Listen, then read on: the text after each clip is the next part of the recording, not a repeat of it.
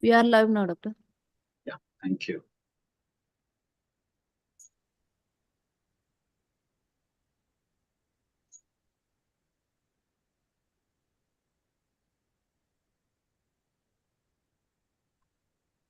Good evening, everyone, and a very warm welcome to each and every one of you. And as the president of Tamil Nadu Ophthalmic Association, it gives me immense pleasure to address and welcome you all for this important webinar towards excellence, the Yo Global Connect webinar. And today marks the grand finale of our Yo activities for this presidential year. And I'm glad to see the bright and talented faces from around the world joining us. And it's indeed my pleasure on behalf of the managing committee and all members of TNOA to welcome our international faculty. And we call this TNOA Thursday. And every Thursday, we have this webinar scheduled from 7:30 p.m. IST. And today is a special day. So once again, a welcome from all our senior members and the managing committee members and TNOA office bearers, and welcome all of them for this special webinar session. And last year, when I took over, we had this platinum initiatives on mind. With the theme, together we grow towards excellence in eye care for the year 23-24. And these were the top 10 initiatives: promoting quality and safety in eye care, leadership development, advocacy initiatives, training and education, and of course, Tamil committee, then insurance committee, then networking and collaboration with other organizations. And for the young ophthalmologists, unleash your potential. And this made a huge difference. That's how we are here today. And of course, you have the medical legal committee and wellness committee. So these were the top 10 initiatives during this year. So with the help of the entire TNOA leadership and the managing committee and this young brigade of your team, so we had a wonderful run-up during this 23-24. So I'm happy to present some of the activities this excellent Yo task force did for our TNOA. And this is the team. And very dynamic Nishant as the chairperson. And you all know convener Prasanna, who did a wonderful job. And apart from the office bearers, we had a set of advisors, Dr. Nivian, Dr. Manoj, Dr. Vinod from Trichy, Dr. Aarti, Dr. Vijay Singh, and of course the AOC President Sonal Kalia. And the members of the task force, again 6 in number, starting with Niranjan, Prithvi, Anujit, Pranesh, Erika, and Karthikeyan. So they all combined together to give us some wonderful educational activities as well as good milestones as well. So we started with towards excellence, unlocking innovations. And so this session on innovation, we did along with the MCC MRF Center for Innovation, which was flouted by the MRF group. And along with Madras Christian College, we were able to reach out to so many of them. We had 1,000+ views and followed that with the innovation too. With our own keynote speaker, Dr. Suvan, who was the innovator par excellence, and from the Yo innovators. Again, this crossed 1,000 views and did receive good reviews and feedback. Our third activity was on just towards the fellowship exams, Horizon and Beyond. And this again went up to 1,684 views, and still it's increasing. And this again brought all the young ophthalmologists and student community to visit TNOA website and see this resource. And the fourth activity was how to approach a sparkling career, or the webinar on the career guidelines, how to go forward through fellowship, which specialty fellowship to take place, and what is the current scenario, and whether which would be suitable to the youngsters. So all these were discussed. It was a really wonderful program, and this again crossed 1,248 views. And the next one was the webinar for FICO, because towards the FICO exam we organized this. So this again crossed 1,000 plus views, and then we followed up on the social media, so optimizing social media for ophthalmic practice. So thanks to the energetic faculty, this again crossed 1,000 plus views. And we also had a ophthalmic your mentee mentor sit down, a discussion on how to approach career. So with 8 mentors and mentees. So this again crossed 1,000 views so far, and it's increasing in number. And the last one was the Bon Voyage Scholar. So how to approach the international grants, both travel grants as well as the national and international grants. So this again, it's picking up momentums. We now have 671 plus views. And we also had focusing on the other aspects of career, building your financial fitness to reach to excellence. Because it's not only academic brilliance that is needed, we also need to be fit on the financial aspect. So we had a wonderful speaker, Dharmendra Satpathy and Kumaresh addressing the audience, and our own ophthalmic seniors being the chairperson gave some wonderful thought process. So this was recent, so it has crossed 787 views. And so that is the, and this is the present today's webinar, Your Global Connect webinar.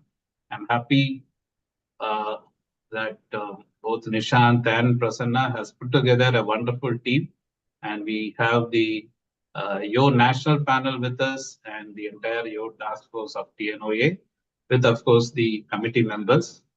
So it's very happy to see that total milestone is 9,700. Hopefully we should cross 10,000, and that would be another milestone. And I'm glad to see that we're given opportunities. This is very important because we've provided the platform. I'm happy that we were able to give this platform on behalf of TNOA to 70 young ophthalmic speakers.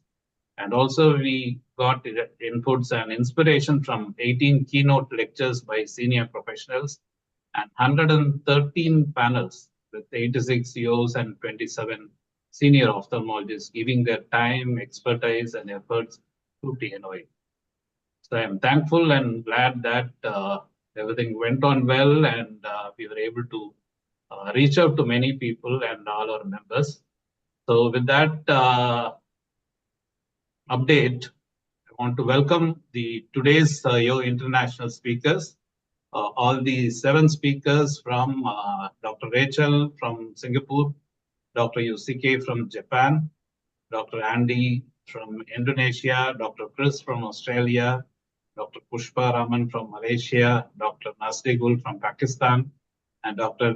Yoon from Vietnam. So welcome all of you to TNOA, and also all our Yo international panel. So I may not be able to read all in the interest of time. Let's move on. Welcome the Yo international panel, and a warm welcome to our Yo national the panel, which have been fresh from the elections. They would have been busy with the elections. So I congratulate all the winners, and also welcome the Yo national panel, particularly the incoming president, Dr. Devakant, and his team. And I'm thankful to your task force of TNOA, particularly the mentors who led this team, gave wonderful advice, Dr. Nivian, Manoj, Vinod, Aarti, and all the other committee members. Thanks a lot for all of your effort. And we also congratulate the OC election winners from TN, Prasanna, Niranjan, Karthikeyan, and all of you. All the best for your tenure at OC National Forum. So what's coming up on 14th July, we have the third live wire infection control program in Trichy in association with the Indian Medical Association Trichy and the Trichy Ophthalmic Society. This will be at Hotel Courtyard by Marriott at Trichirappalli.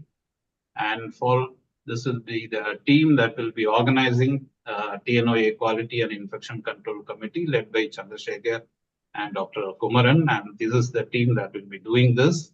And we have the tentative 2 sessions on both these topics.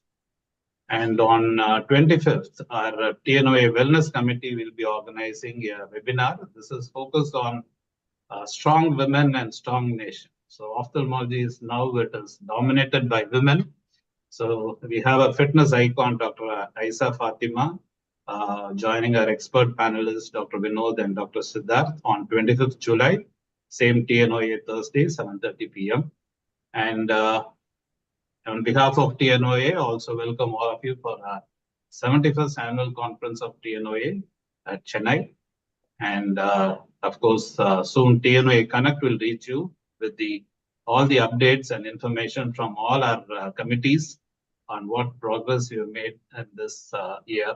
And so thank you all of you. And once again, on behalf of TNOA, welcome to the program. And now it's over to the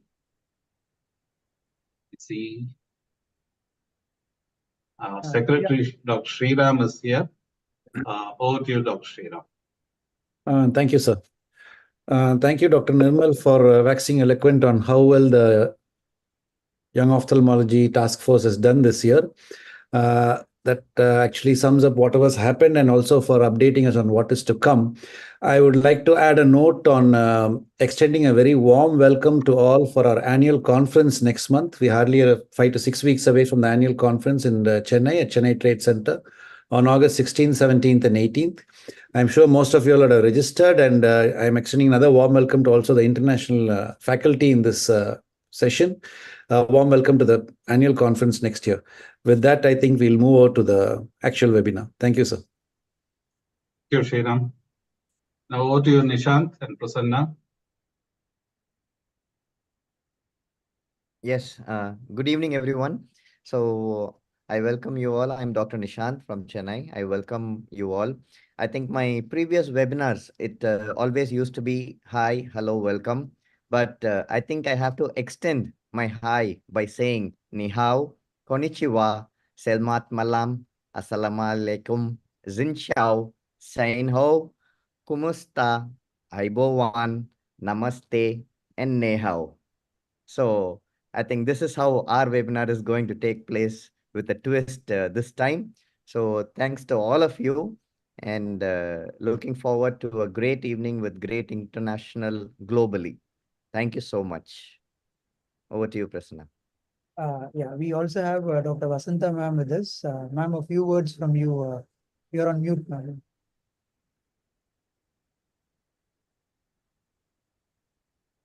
Oh, welcome, ma'am. Ma'am, unmute. No, let us go on with the webinar for wasting much time. Thank you. Thank you for including me. Yeah. Before we start, we also have Dr. Divakant sir with us, along with Sonal Kalia ma'am, the president of YOSI and the incoming president of the Divakant Mishra sir. A few words from Sonal Kalia ma'am, followed by Divakant Mishra sir. As ma'am just said, let's get on with the webinar. Congratulations to team TNOA, and we are thankful to Nirmal Frederick sir for his support to YOSI, as well as for his support to YO activities in Tamil Nadu. If all the states are doing these activities, then the purpose of YOSI also gets solved in a way. We are extremely thankful to you, and all the best to team TNOA for continuing these wonderful activities. Thank you, ma'am. Divakant sir, the incoming president of YOSI, a few words from you, sir. As Dr. Sonal said, a big thank you to Nirmal sir for giving such a wonderful platform. And we have seen immediate results of these, and we have very good representation from Tamil Nadu in the YOSI executive and office bearers. So look forward to more participation and more such sessions. Thank you so much. We also have the secretary YOSI, Dr. Nilesh. Quick few words from you before we start. Thank you so much, and thank you for the invite. And we are eternally grateful to Nirmal Frederick sir for supporting Yossi. He has been a pillar of support in many places where Yossi was stuck. So thank you so much, sir, and thank you for providing yours of Tamil Nadu an opportunity. That's all. Let's move on with the wonderful webinar. Yeah. So without much delay, Karthik, can you share the screen and we can go for the first speaker? I would like to request Nishant sir to call out the first speaker. Yeah. It gives me great pleasure to call out Dr. Rachel Chong. So she did her medicine and PhD as a senior consultant in glaucoma service in Singapore National Eye Center and an assistant professor at Duke National University of Singapore, graduate from School of Medicine. Dr. Chong received her BA in Psychology Science from the University of Oxford and her MBBS from University College London. She completed an ophthalmology residency and fellowship training in the glaucoma in the Singapore National Eye Center and obtained her PhD in clinical neuroscience at University of Cambridge. She is currently the clinical lead for myopia glaucoma service at SNEC, and her research focuses on IOP-dependent factors that contribute to blindness from glaucoma. Over to you, Doctor. Hello, good evening, everyone. Thank you very much. I would just like to share my screen, if that's okay. Karthik, Yeah, I got yeah, panel. yeah, we can introduce the two panels also. Aarti, do the honors by introducing the panels. Yeah, and then we'll go for the talk. The two Okay. panels. We have with us the VIOs joining across the globe. So it's an honor to introduce Mr. Iqbal. In interest of time, I will request Prasanna that we move on Yes. very quickly. Yeah. So he's country's young glaucoma specialist, and he's going to give us the expert view on this presentation as well. Karthikeyan, can you move to next? We have with us Dr. Sagara, who is consultant ophthalmologist at University Hospital in Sri Lanka. So with this, we'll start the first presentation.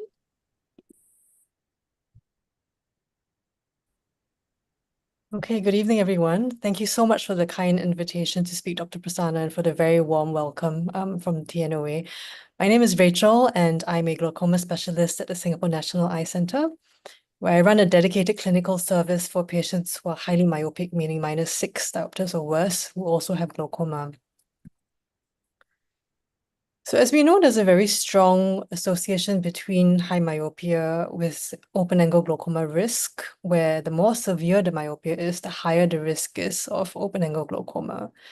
So today I'm just going to share some tips from what I've gleaned from my years of providing service to this very special group of patients, because quite often it's a clinical dilemma in terms of how to distinguish between just a myopic looking optic nerve and glaucoma in a highly myopic eye.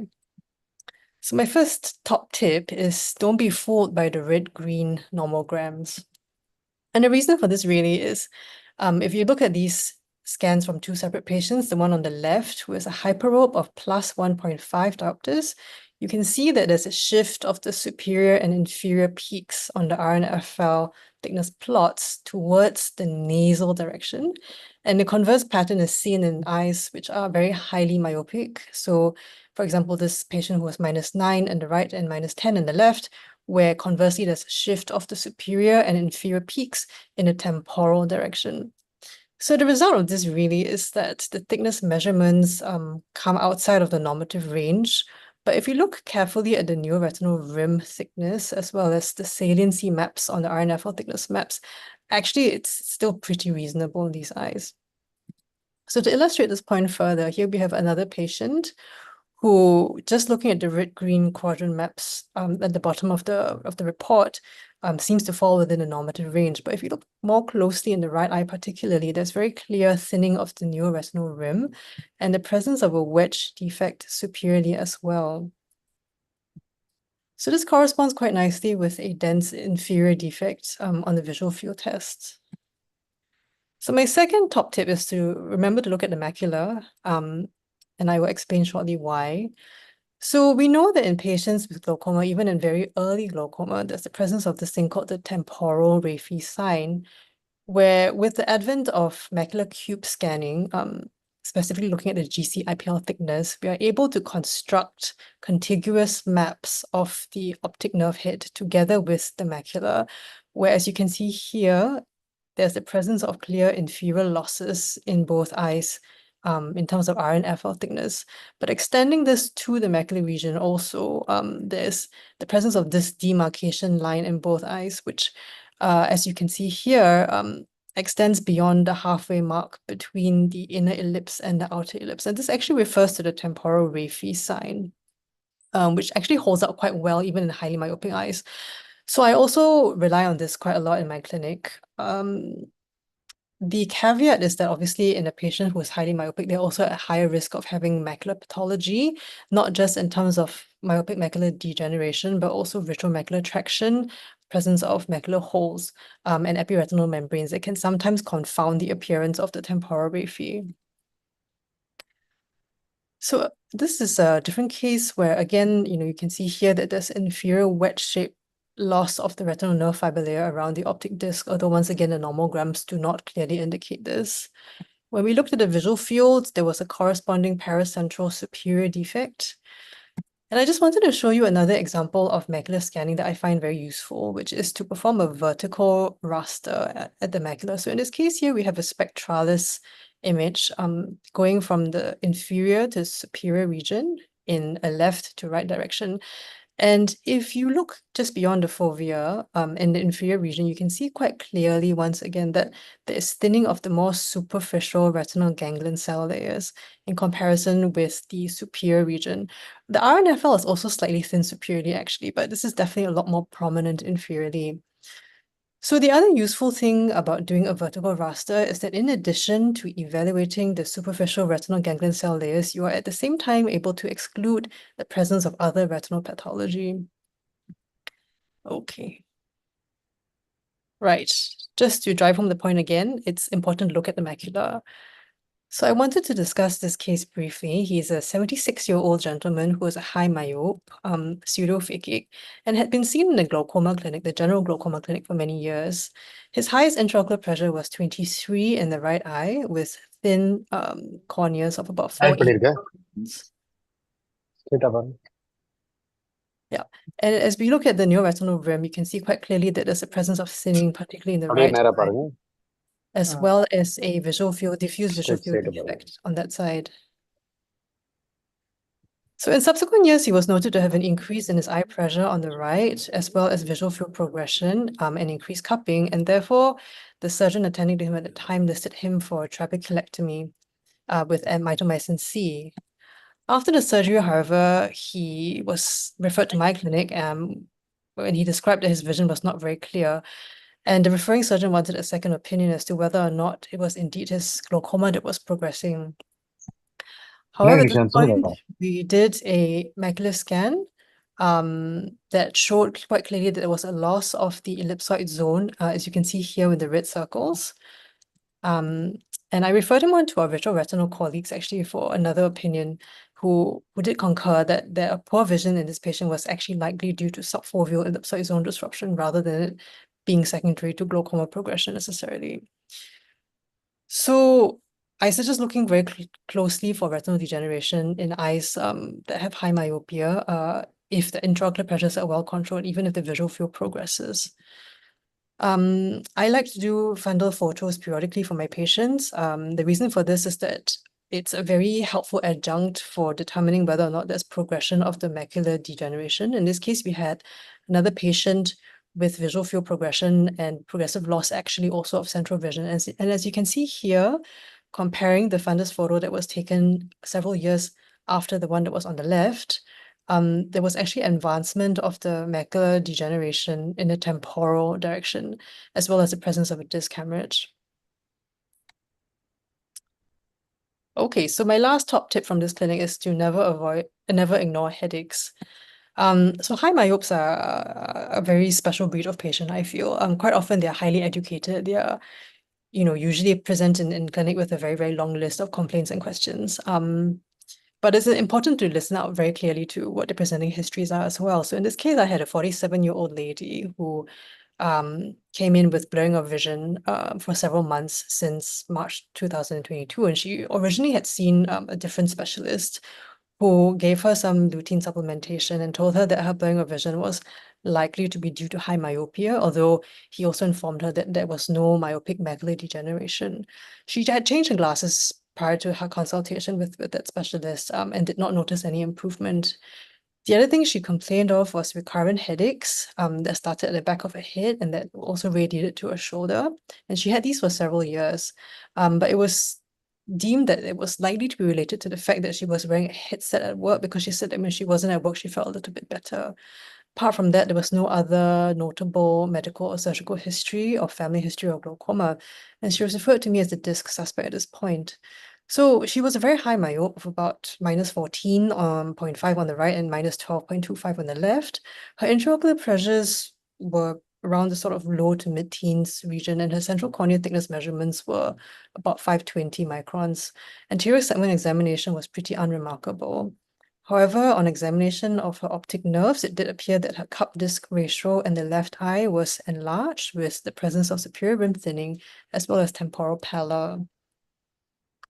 So when we looked at the optic disc cube scans, as you can see here, the saliency map clearly shows that in the right eye, the neuroretinal rim is fairly well preserved. There is some artifact blocking the signal superiorly, but the retinal nerve fiber layer thicknesses are pretty healthy on the right eye.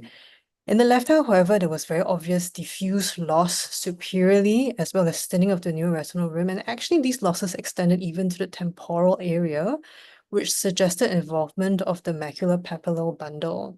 So this is a region that is a little bit atypical for glaucoma, because glaucoma tends to be more constricted or constrained to the superior temporal and inferior temporal zones around the optic nerve head. So I did a macular cube scan at this point, which showed that the retinal layer thicknesses were very healthy and there was no myopia-related pathology. And this is what the visual field test showed. As you can see here, there's a very dense inferior hemifield defect in the left eye. But in addition to this, actually, there was also the presence of a bitemporal defect respecting the vertical meridian. So in view of this, as well as the fact that she had some temporal disc pallor and a complaint of pain, I arranged an MRI of her anterior visual pathways, which did in fact show the presence of a pituitary macroadenoma, where the mass was compressing and displacing the optic chiasm as well as the optic nerve superiorly on both eyes. So in summary, I think for high myopia-associated glaucoma, it is extremely valuable to look at both macular as well as optic nerve head OCT measures of retinal ganglion cell health. The temporal Raphe sign is very useful for gauging the presence of glaucoma in high myopia. And actually, macular imaging using the vertical raster, I find personally indispensable for also excluding any signs of retinal pathology. It's useful also to have conversations with your vitreoretinal colleagues if there's any uncertainty about whether progressive vision loss is secondary to optic nerve or retinal disease. Repeated imaging and functional testing are often required to establish trends instead of relying on a single time point for diagnosis. This is also particularly because patients with high myopia tend to have a great deal of variability in their visual field performance. Something I do like to do periodically also is using Goldman visual field testing instead of purely relying on Humphrey visual field. And the reason for this is that in patients who have central defects secondary to myopic macular degeneration or choroidal neovascularization, quite often their peripheral visual fields would still be well preserved and intact in an eye that does not have glaucoma. And finally, it's important to also always consider neuro-ophthalmological causes of optic neuropathy as a differential diagnosis in these patients, particularly in the presence of pain and visual field defects that respect the vertical meridian. So thank you very much for your time. I welcome any questions and discussions about these cases. Thank you. Dr. Iqbal. Good evening, everyone. I'm grateful to Tamil Nadu Ophthalmic Association for having me here, and special thanks to Dr. Nirmal sir for this wonderful initiative, and my good friend Dr. Prasanna for the invitation. So, as the presenter, Dr. Rachel, she's talk is excellent, and she talked about very elaborately about the myopia and the glaucoma. So as we already know, by 2050, about half of the world's population will be tends to the myopic, and where almost 10% will be the younger generation, and it is most prominent will be in the East Asian population. So in that case, myopia, as we already know, myopia is a major risk factor contributing to the glaucoma. And if the patient is highly myopic, there are some structural as well as the functional differences, which will be very difficult for us to whether the patient has the glaucoma or not. So in that case, we don't have to solely rely on the functional test or the structural changes, but we have to try to go for both the structural and the functional alteration, whether the optic nerve had or not. And as well as that the peripapillary changes as well as the macular changes also affected by the pathological myopia as well. So in that case, it actually depends on how the patient present to you and how the patient is treated for a longer period of time. So whether the patient has the glaucoma or not, it's quite difficult to ask actually, or it's quite difficult to establish.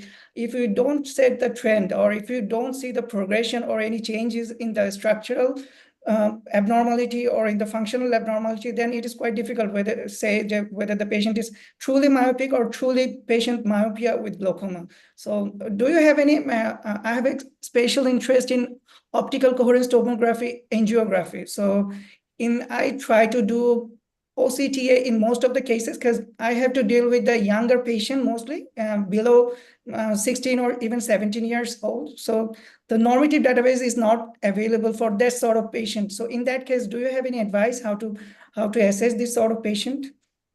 Rachel, Yeah. can you stop sharing the screen if it's okay? Oh, sure. Yeah. Sorry, yeah. Okay. So the question was about assessment of 16 to 17-year-olds. Yeah, so that's really interesting. So I work closely with a pediatric glaucoma specialist as well, who sees myopes in the clinic sometimes, and she feels that once they're above the age of 13 or 14, actually you can probably apply the adult normative ranges to these patients. Something that she tends to look out for is asymmetry in vertical cupping in both eyes, as well as the presence of neoretinal rim thinning. Yeah, that's great. Actually, what I do actually, I change the parameters, whether the patient has the 18 years or above, then I go for the normative database, whether there is any changes or not. And another thing is I prefer OCT angio in that cases, because that will give me a much more information than the conventional OCT. So like the peripapillary vessel density or the choroidal vascular dropout, is there any choroidal vascular dropout or not? And in that case, I prefer do it yearly.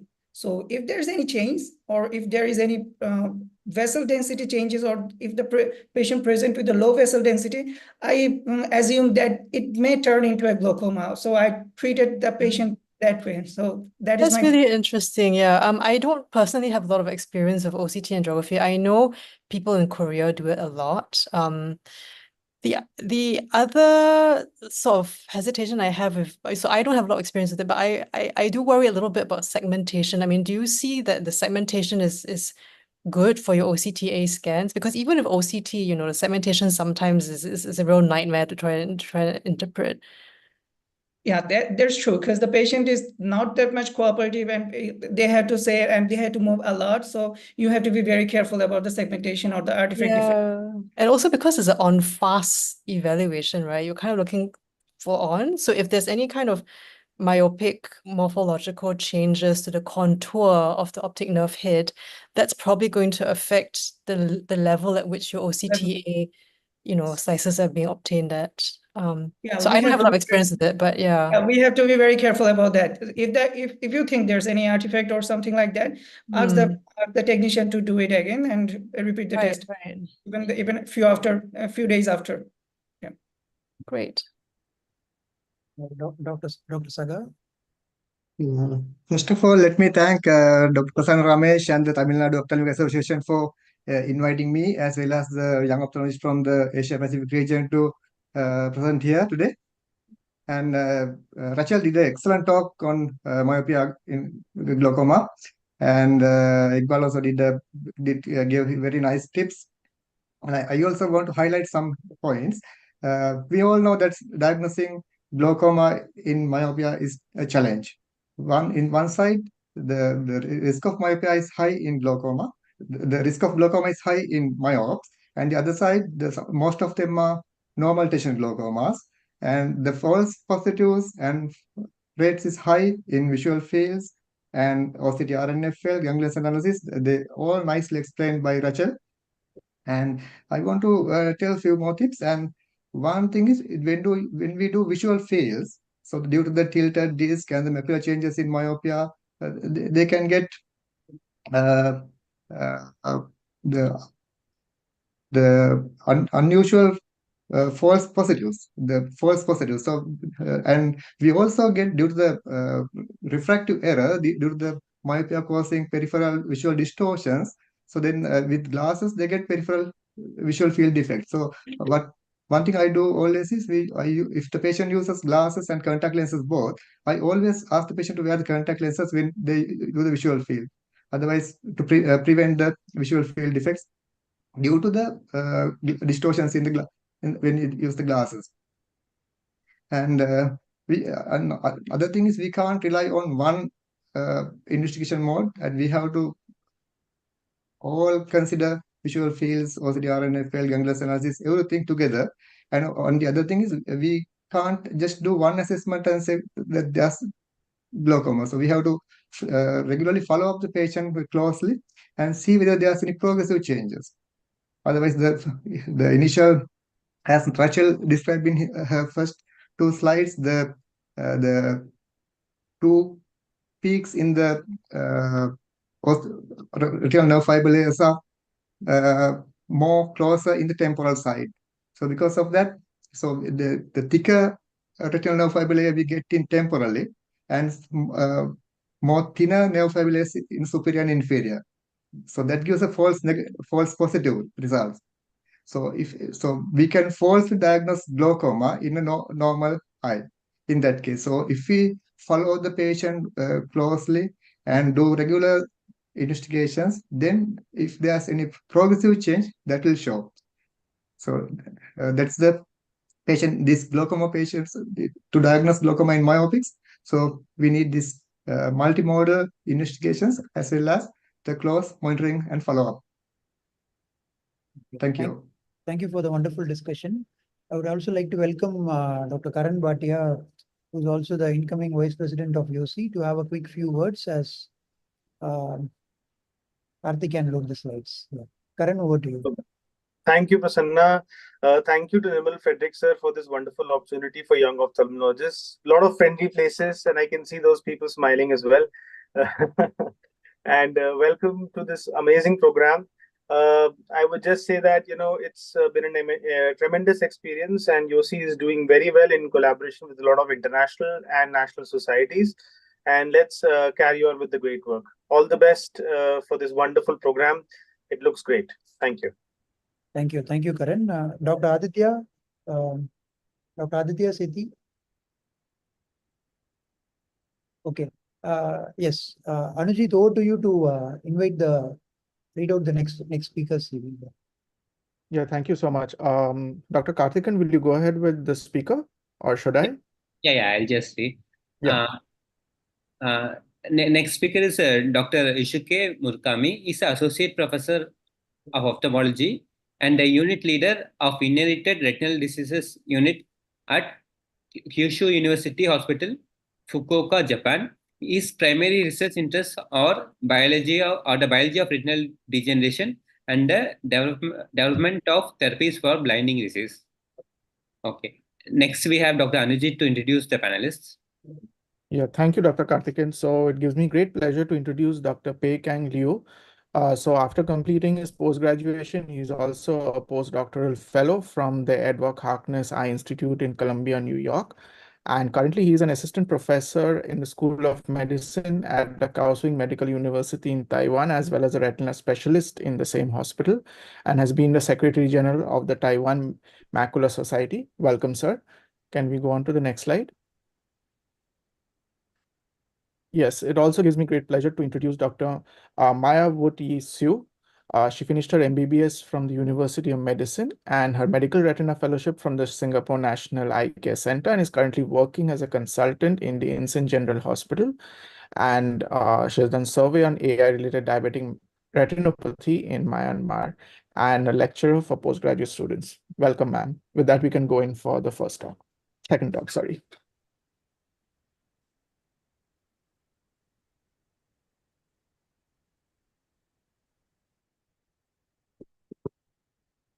Okay, can I start? Yeah, please. Okay. Good evening, everyone. I am Yusuke from Kyushu University, Japan. Let me introduce myself. These are my specialties. And our university is in the south part of Japan. The Fukuoka is a beautiful city with good food and a good nature. So please visit us. Now, I also need to mention I am a good friend of Prasanna. So Prasanna, thank you for your kind invitation. As you know, retinitis pigmentosa is the most common phenotype of inherited retinal diseases. It is genetically heterogeneous with mutations in over 90 genes and currently incurable and the second most cause of blindness in Japan. These are other forms of inherited retinal dystrophies. If you can diagnose them, you are such an expert. From the left, it is a cone dystrophy. And the next one have a white dot we call flex, so it's a Stargardt disease. And the next one is very rare disease, but you see the white yellow crystal-like deposits, so it's a Beatty crystalline dystrophy, which is more common in the East Asian population like Japan, Korea, and China. And the last one is the chorolemia, which shows a massive chorioretinal atrophies. And these are causative genes associated with each condition. This is our recent work showing the genetic characteristic of IRDs in 2,300 Japanese patients. Now, the genetic diagnosis rate is improved to around 40%, and in the solved cases, you see the EYS mutation is very high in Japanese population, and also ASH2A, rhodopsin, RP1, and RPGR are major mutations. More exciting for us is Japan's first gene panel testing system for IRDs has been approved and are covered by health insurance since last year.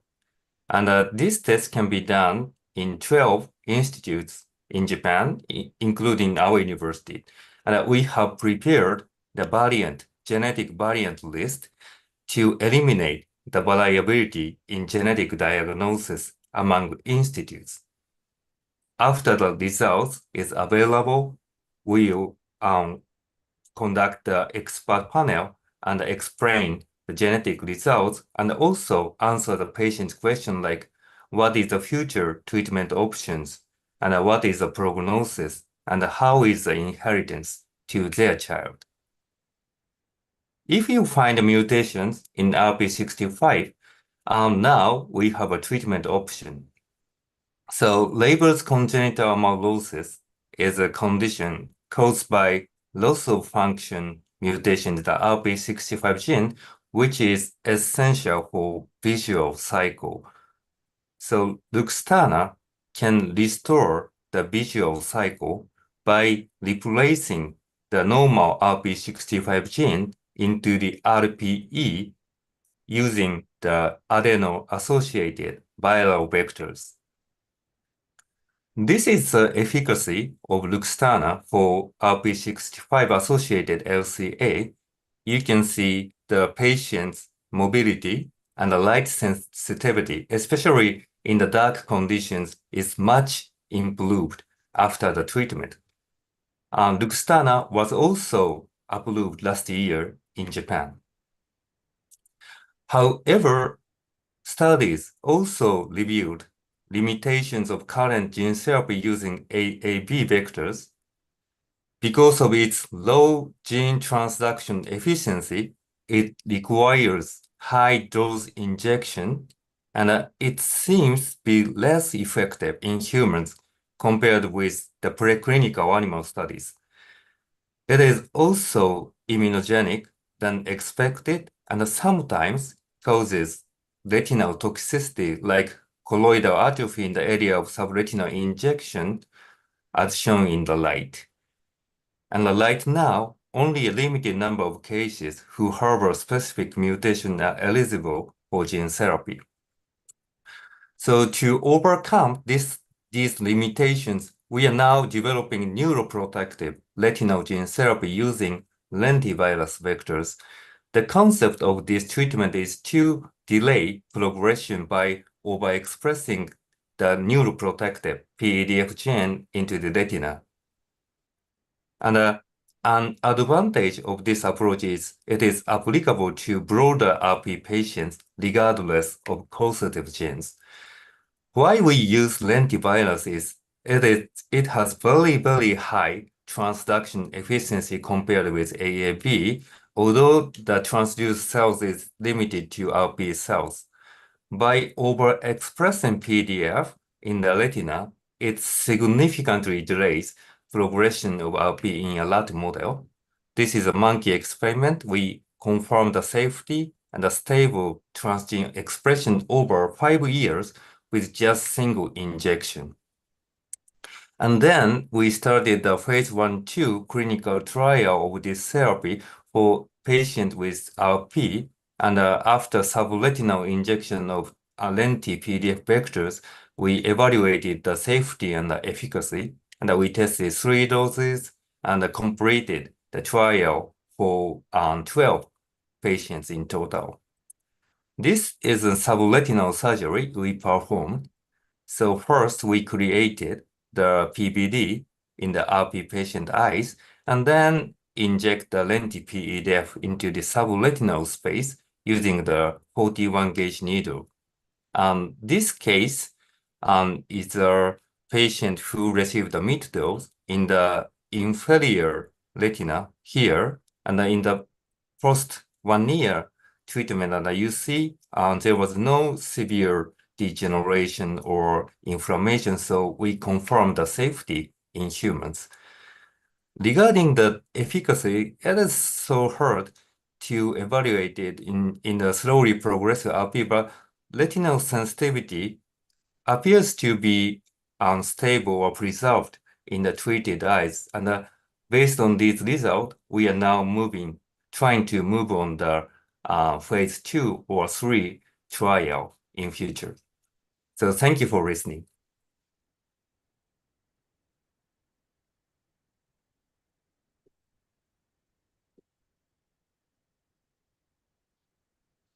Thank you, Yusuke. We'll have the panel discussion.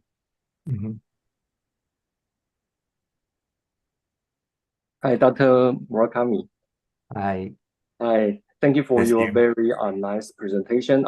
Actually, last year we worked together because last year I did my fellowship in Kyushu University. Yeah. So it's very nice place. I think because the Luxturna is like a gene-specific therapy, and we have a lot of gene to develop. I mean, the genetic drug. So I think the strategy like your HPEDF, a non-specific gene therapy, is very promising and may help some patient who suffer from ultra rare gene mutation. And can I have one question? Is because a PDF is like a growth factor, right? So Yes. is there any different like can we do monthly injection of PDF protein, just like what we did anti-VEGF monthly injection for the patient to prevent the progression of the disease instead of virus, genetic modulation. What's the difference? Have you ever thinking about this strategy, just like a monthly injection of protein to help the photoreceptor to survive? Yeah, thank you for your nice question, and it is very important. Previous paper used the recombinant PDF protein, so inject into the intravitreous and show some effects in a mouse model. But in humans, the half-life or stability of the protein is not so long, like half days or even shorter. So I feel the gene therapy is more can provide stable expression of PDF. So that's why we choose this gene therapy approach. Thank you. Yeah, Thank you, Dr. Pei. You wanted to add something? Yeah, I have a second question about the panel you developed in Japan, right? Can the panel pick up like a mutation in intron of large division, which we often miss in whole exome sequencing? Actually, the panel system the Japanese government approved is not the whole genome or it's like target sequence. So just we check the 82, 83 genes. So we cannot find such large deletion or structural changes. So. Okay. We'll have a quick comment from Dr. Mia. Yeah. Hi, Yusaki. Thank you for your nice presentation.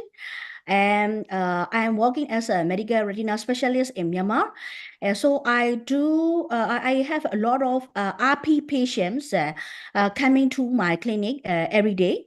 But unfortunately, my country cannot do the gene testing and the injection like the in vitro injection. So unluckily, I don't have experience like this. But in my countries, we only give supportive treatment to the patients, like the connection with the social welfare with the patients, and the supportive treatments like the cataract surgery or glaucoma surgery. That's all. Yeah. Yeah. Okay. Thank you, Dr. Mia. For want of time, as well as we are joined by Dr. Aditya. Yes, so Dr. Aditya Sithi, the incoming treasurer of UC, a few words from you for this doctor before we move to the next. Thank you, Prasanna, and thank you for organizing such an elaborate, illustrious young ophthalmologist from all over the globe. And kudos to you, kudos to all the young ophthalmologists doing such great work out there. And just want everybody to know that this is an amazing platform, and it makes the world much smaller when we all together here. And over to you, Prasanna. And thanks to Aarti, Anujit, Karthikeya. I know they worked tirelessly behind him. So great. Congrats, Thank Aditya. you, Dr. Aditya. I'll hand it Hi, over back. Nishant. I miss Nishant. And we are all headed by him. Yes, thank you. Yes. Thank you. We had two wonderful first two capsules, one on glaucoma and one on retina. And we over to Karthikeyan. I'll hand it over back to him to invite the next speaker and the panel. Thank you so much. So moving on to the third presenter for the evening, we have with us Dr. Andy from Indonesia. She has done a residency from Indonesia and has been trained in cataract and glaucoma from various places like Jakarta, UK, India, and Indonesia. She is Director of Medical Services in RS Mata Makassar and consultant lecturer in Glaucoma Subdivision of Ophthalmology Department in Nazaruddin University. So over to you, Karthikeyan, for introduction of the panelist. Yeah, Dr. Nishant, please introduce the panelist. I'm happy to introduce Hamza Muhammad. So in academics, medical graduate and intern in Medical University in Vienna, and gained practice in ophthalmology at Nobel Institute like Moorfields, University Hospital Bern, and Hospital Zurich. So he's done a lot of research, and his main thesis is comparison of function and morphological biomarkers in age-related macular degeneration, and also key publication in inter and intra-advert assessment of microperimetry testing in aging eyes. So his leadership role is the Vice President of Sudanese Austrian Youth. we welcome you. Okay. Next presenter will be none other than Dr. Aarti Heda. We already know about her. Welcome, Dr. Aarti. Next. Yeah. So, Dr. Andy, maybe you can start your presentation. Yes, yes, sorry.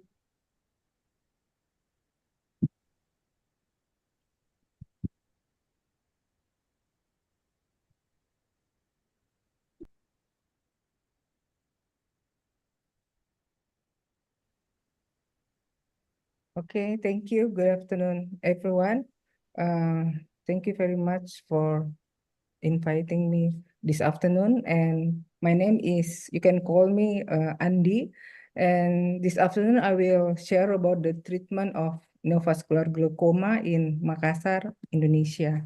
So as we know that neovascular glaucoma is an aggressive secondary glaucoma. It's intolerable pain and then poor visual outcome. And sometimes it's underlying by systemic condition and ocular pathology. So let me give you a quick interview about Indonesia. Indonesia, we have about 269 million population, and we have about 17,000 islands. So this is my place in Makassar. It's in the east of Indonesia. So from this map, we can see that there are so many islands. So the problem is the spread of the ophthalmologists in Indonesia is not equal. So how about the prevalence of diabetic retinopathy in Indonesia? This is a journal that reports that there is a high prevalence of diabetic of DR and VTDR among Indonesian adults with type 2 diabetic. 1 in 4 adults with diabetes have VTDR, and 1 in 12 of these VTDR get blind. So suggesting that the need for appropriate screening and management of diabetic retinopathy among the Indonesian population. So this is some picture of my patient that come late.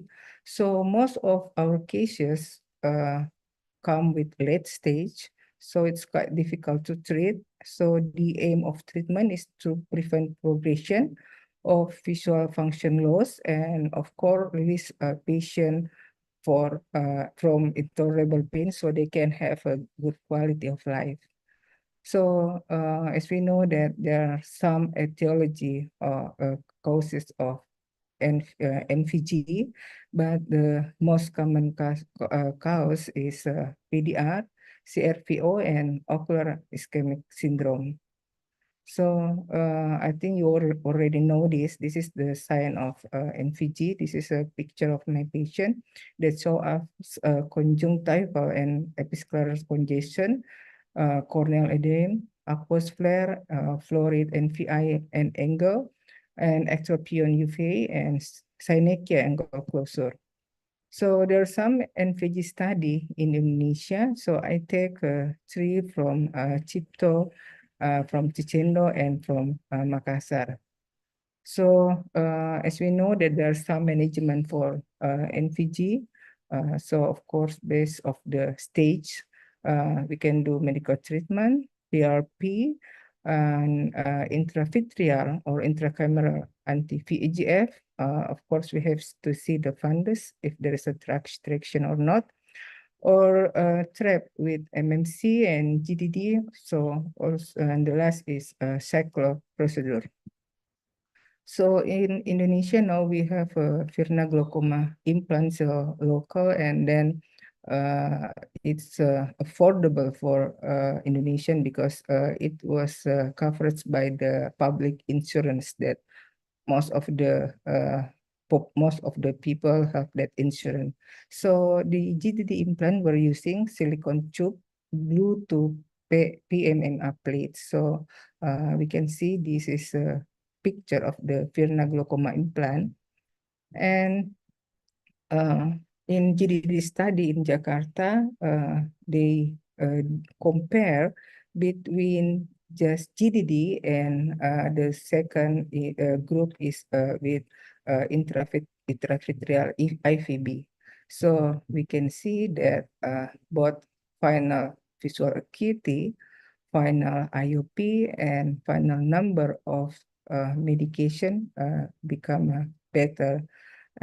But in IVB group was better, but as statistically, it's almost the same. And then how about the patient with trabeculectomy and MMC and IVB? So there's 11 patients that done TREP and MMC. So most of the cases in the study CRVO. And then we can see that IOP monitoring after the 3 months become decreased. And then because most of the patient come with late stage, so we also do CVC. So we do 10-month observational study, and in Cicendo do a 1-year observational study with 173 patients. But from the baseline visual acuity, both of the hospital, both of the visual acuity is about NLP and LP, so it's not very good. And then the etiology, both of the hospital, most of them because of PDR. And IOP monitoring post-CPC decreased, but not so good. And then how about pain assessment in TCPC procedure? So pain assessment, we use NRS, numeric rating scale method. 0 mean no pain at all, and 10 highest intensity of pain. So from this table, we can see that after 3 months, so the intensity of the pain become decreased. So from 7.82 becomes 0.72. So this is a graphic. And then what is the challenge for NVG treatment is Makassar. The first is early detection of NVG, and then access to the eye care, because we still have many places in rural area, and awareness of the eye health. So we have done a regulation about interdisciplinary diabetic care and spread primary eye care to the remote area. As a take-home message, even in a late onset, we can still treat NVG patient, not for visual prognosis, but to decrease IOP and release patient from intolerable pain to achieve higher quality. Thank you.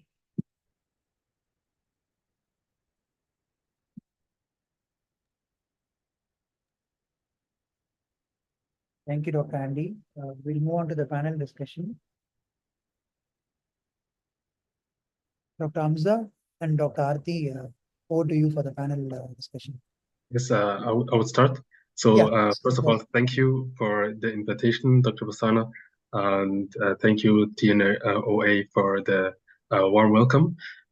And thank you, Dr. Andy Devi, for this amazing presentation from Indonesia. It's very incomparable. It's quite the opposite, the situation with the many islands. Here in Austria and Switzerland, we are landlocked. And one thing I wanted to say was, I'm sure you are familiar with the very interesting publication from Google, where they showed that I think also they did most of the photos in India. They took external photos and let them run through the algorithm, the AI algorithm, and they proved that they can detect systemic conditions like diabetes very early on from external photos, not fundus photos. And this is just one thing, because you said the early onset is in your country a specific problem, that this could be a really good solution for it. And one question that I have for your presentation is next to bevacizumab, are you using Vabysmo? Are you using bevacizumab also for the intravitreal injection? You mean Patisiran? It's Vabysmo. Yes, the small one. Do you use it also for the intravitreal injection? No, not all of the cases that we do because in my place, so the one who used the intravitreal injection was retina, not glaucoma. But if I see what they done, they use it for patient that have no traction, and then they send back to glaucoma specialist. Thank you. So congratulations, Dr. Andy, for a great presentation. I understand that you said that most of the treatment at your end is covered under the national insurance. So is there a specific reason that the patients are diagnosed late or they reach hospital very late? Yes, most of them, because we have a many diabetic retinopathy, and sometimes they come very late for people who live in a rural area. But if they live in a town, they're not come so late. So after they come, so we do PRP, and then if they have a glaucoma, so we do now we do if the visual acuity is still good, so we do a GDD.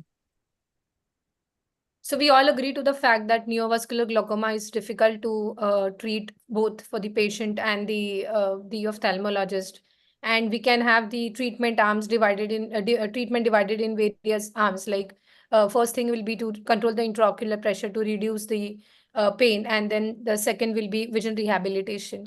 So I understand that NVG is common secondary to diabetic retinopathy at your end. But I have seen a lot of patients having neovascular glaucoma secondary to sickle cell disease as well, especially in Africa. So how does this Verna GDD works in pediatric patients? Verna GDD is still it's quite new. Yeah, maybe it's about 3 years ago, and then there is a published about Verna GDD, but they say just for 1 year. So there is not longer than 1 year because it's still new. So you have any experience for the pediatric patients? Yes.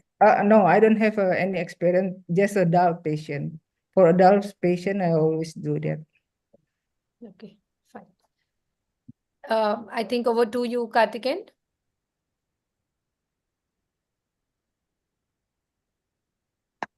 Prasanna, do we move on to the next presentation? Yes, sir. Yes. Move on to the next one. Yeah, can you see my screen? Yes, Karthik. Yes, Karthik. Yeah. Oh. We'll call Dr. Niranjan to introduce the next speaker and panelist.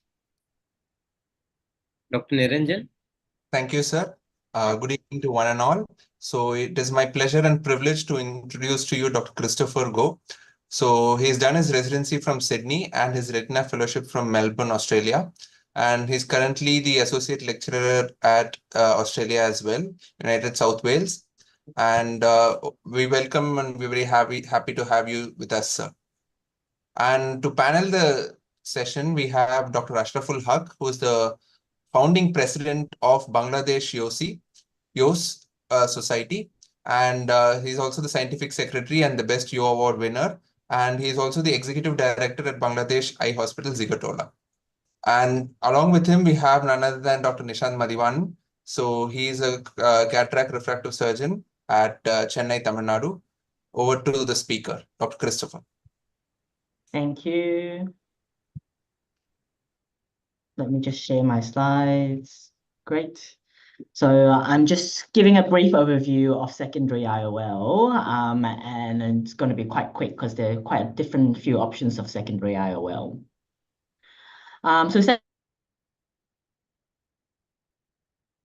Indications for these. So these include surgical complications, which is probably what we most commonly encounter for most ophthalmologists. So these could be PC ruptures, drop nucleus, and things like that. Other indications are things like trauma or connective tissue disorder like Marfan syndrome or pseudoexfoliation. And then another things would be things like opacified or late in the back dislocation of IOL that requires a secondary IOL. In terms of secondary IOL, there are several different things to consider to decide which IOLs we're going to put in. So this includes whether a capsular support is available, whether we want to put it into the anterior or posterior chamber, and then finally, whether we want to do it sutureless or sutured. This is just a quick table summarizing some of the IOL options, as mentioned before. So whether there's anterior or posterior chamber, sutureless or sutured. The talk today, I'm going to focus on the ones where there's absence of capsular support, and the ones highlighted are the ones I'm going to show some surgical videos and also discuss a little bit of. So starting with an angle-supported ACIOL, this is probably one of the earliest IOL suitable for absence of capsular support. It requires a large corneal wound, or you can do a scleral tunnel if you want to reduce the amount of corneal astigmatism. It's relatively quick and easy to learn. As you can see, what we do is we just basically make a large corneal wound, put the IOL in either with a lens glide or with a pair of folding forceps. And great thing about this is that it can be done with poor corneal clarity, and a complete vitrectomy is not required. Usually just a core anterior vitrectomy is needed. So these lenses, because they're quick and easy and usually quite readily available, they're great for patients who are not suitable to return to operating theatre or unable to tolerate long operating time. So these are patients who live far away in the rural areas, who doesn't want to come back for more surgery, or older patients who can't lie flat on their backs. In terms of the disadvantages of anterior chamber IOLs, this apply for angle supported as well as the iris clawed IOL, is that a PI is needed to reduce the risk of pupil block, so you might get some iris bleeding. Also, because it's closer to cornea, you might get corneal edema or decompensation, UGG, as well as glaucoma. So some of the tips for ACIOL. What I always tell my trainees is to make sure you check the orientation to make sure you get correct vaulting so you don't get pupil block. Because we don't often do this very often, it's much easier to just check the packaging because the haptic design is different between different companies. And then the other thing I always advocate for is pharmacological meiosis prior to IOL insertion to minimize the injuries to the iris and also the angles. And that's also why I use a lens glide instead of folding forceps. So the next type of secondary IOL that I'm going to talk about is iris clawed IOL. So most commonly these days are the artisan IOL. So these were first used as phakic IOLs, but we later realized that these are also quite suitable for patients without capsular support. They have a similar profile to ACIOL, maybe less corneal edema because they are a little bit further away from the corneal endothelium because they are more in the central cornea as opposed to the peripheral cornea.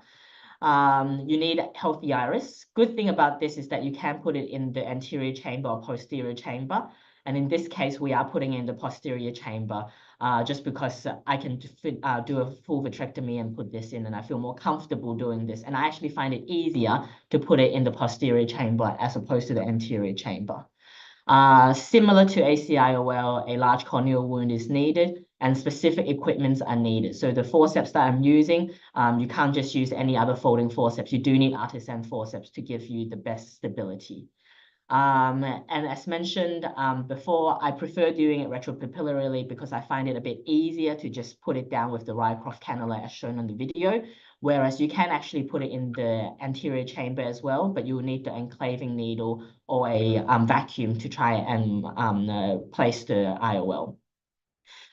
In terms of tips for doing artisan IOL, if you're doing it retropapillarily, make sure you flip it upside down to make sure the vaulting is correct so you don't get pupil block. And as I mentioned, you will need specialized equipment. I've seen people trying to use a pair of McPherson's to try and do this.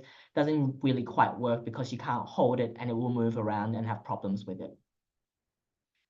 So then we move on to the more posterior options. So looking at sutured IOL. It's been around for a bit longer than some of the other options I'm going to talk about later. So first described in 1997. There's multiple different techniques being described ever since.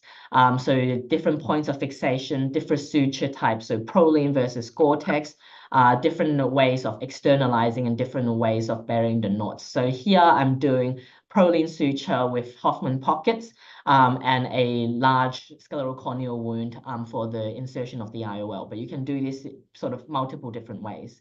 Good thing about scleral suture is that you avoid all the complications of anterior chamber IOL. So less likely to get corneal decompensation, less likely to get iris problems, and less likely to get uveitis as well.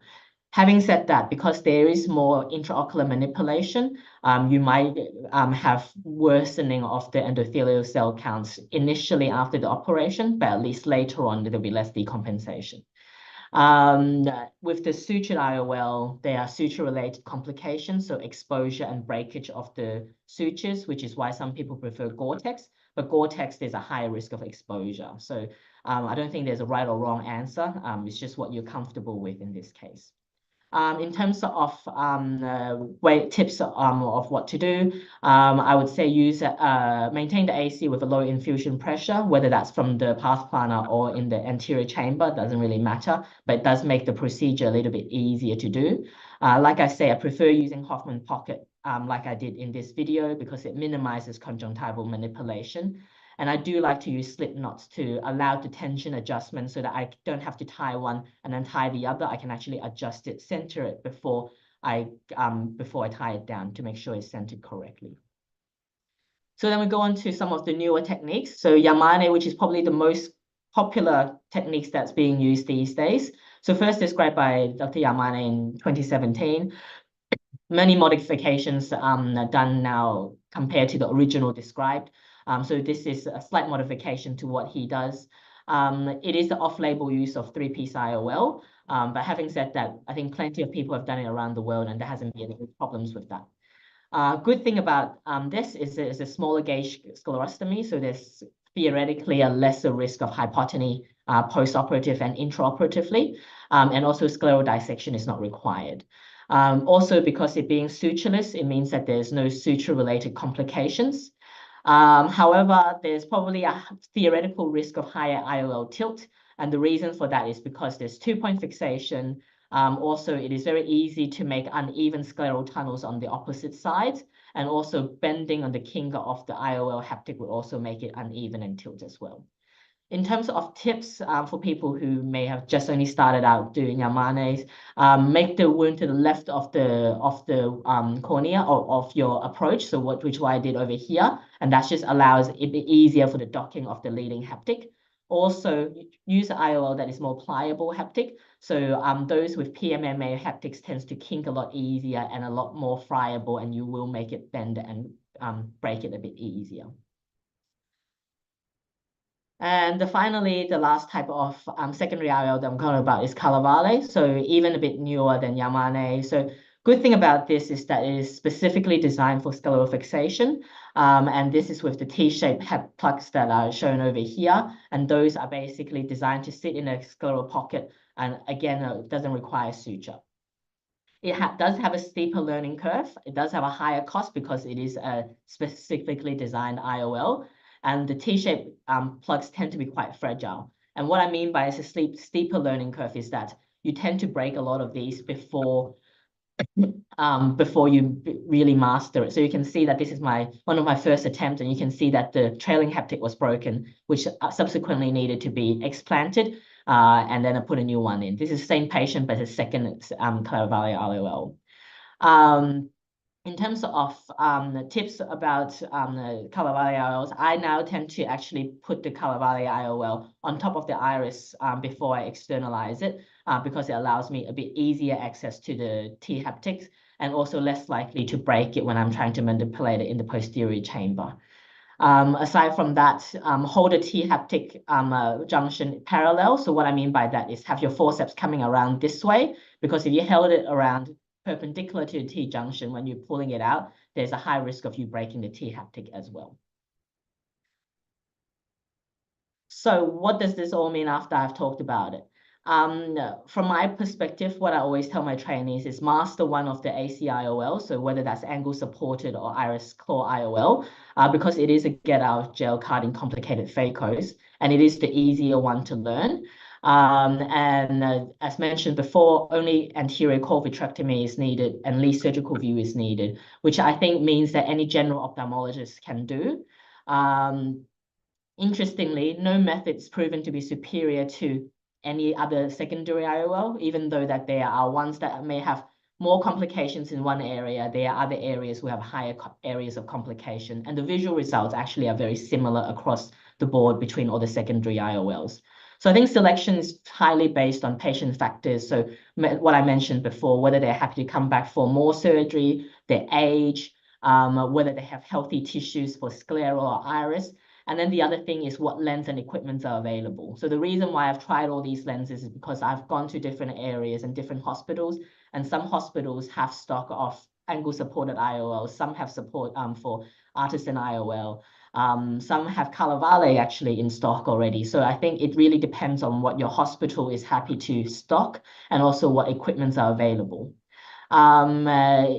One thing to remind ourselves is that there's actually no long-term safety data on the newer techniques, especially the Yamane and the Calavales. So yes, we know that sutured IOL have suture-related problems, but realistically, we don't know longer term how much of the flange would become a problem for the Yamane and how much of the scleral pockets and the T haptics are going to be a problem for the Calavale. So whilst all of these newer technologies are great for us to try and useful for us to know, it's good to keep in mind that we really don't know what's going to happen with our patients long term.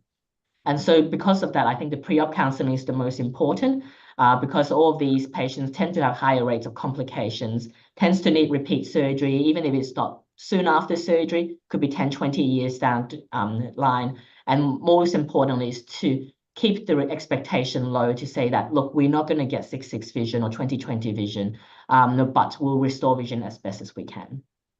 Thank you.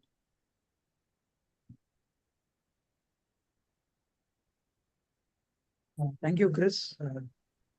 We'll have the panel discussion now. Wonderful, wonderful talk, Dr. Kish. I am Dr. Nishant from Chennai, India. So I think you have showed absolutely all the types which are available. I think the classification of iris claw is going to change from what you can do with the iris there and without the iris. I think that's what it's going to change, I think. And even I use the iris claw and the suture technique I don't do, as you seriously said, it's tedious and it's long term. And something like the Caravale, we have patented a CMT flex lens, which has got a T-shaped, somewhat similar. So we do that as well. And your tips and tricks were all amazing. Thank you for amazing with your surgical techniques. But the only advantage with the secondary IOLs now what we have is it need not be planned as a secondary procedure. If we know preoperatively, as you said, the counseling is the most important. And you have 180 to 270 degrees of sonodialysis. You don't know whether you will be able to put a CTR or CTS. And then we can actually counsel them that if not the primary lens, we will be placing a secondary lens. But I think with the accuracy of the IOL power calculation and the the focus length where it is nodal point, I think we are able to place it as a primary procedure. What is your protocol in terms of the secondary IOL in case of a PCR? Because the only time we don't place it as a primary procedure is there's too much of iris bleed, too much of atrophy of the iris, you're manipulating too much. But apart from that, it's a straightforward case where you're doing something like an ICC, pull out the whole nucleus. Do you place it in a primary setting or do you plan it secondarily? So thanks for the comments. And so we do tend to place it as a primary option. So whether that be Yamane or artisan, depending on the surgeon and the experience you have had. So for myself, I tend to do a Yamane there and then if there's complications. And if there's not enough corneal view, then I would do either artisan or angle supported, depending on what's in stock from the hospital. But yes, if it is a surgical complication at the time, I tend to do it as a primary procedure. Whereas the Calavales and things like that tends to be the late in the back dislocation where you know that you're going to expand the IOL, then I might think about doing a Calavale at that point. Thank you. Thank you. Amazing.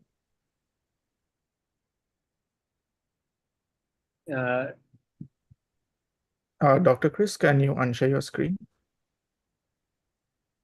And any comments from Dr. Ashraful? Yeah, thank you. Thank you.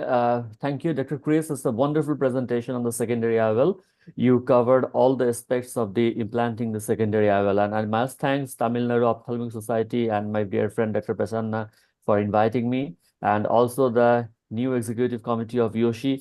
Definitely the Bangladesh and India, the BIOS and Yoshi is collaborating. And we share a very good friendship and collaboration also.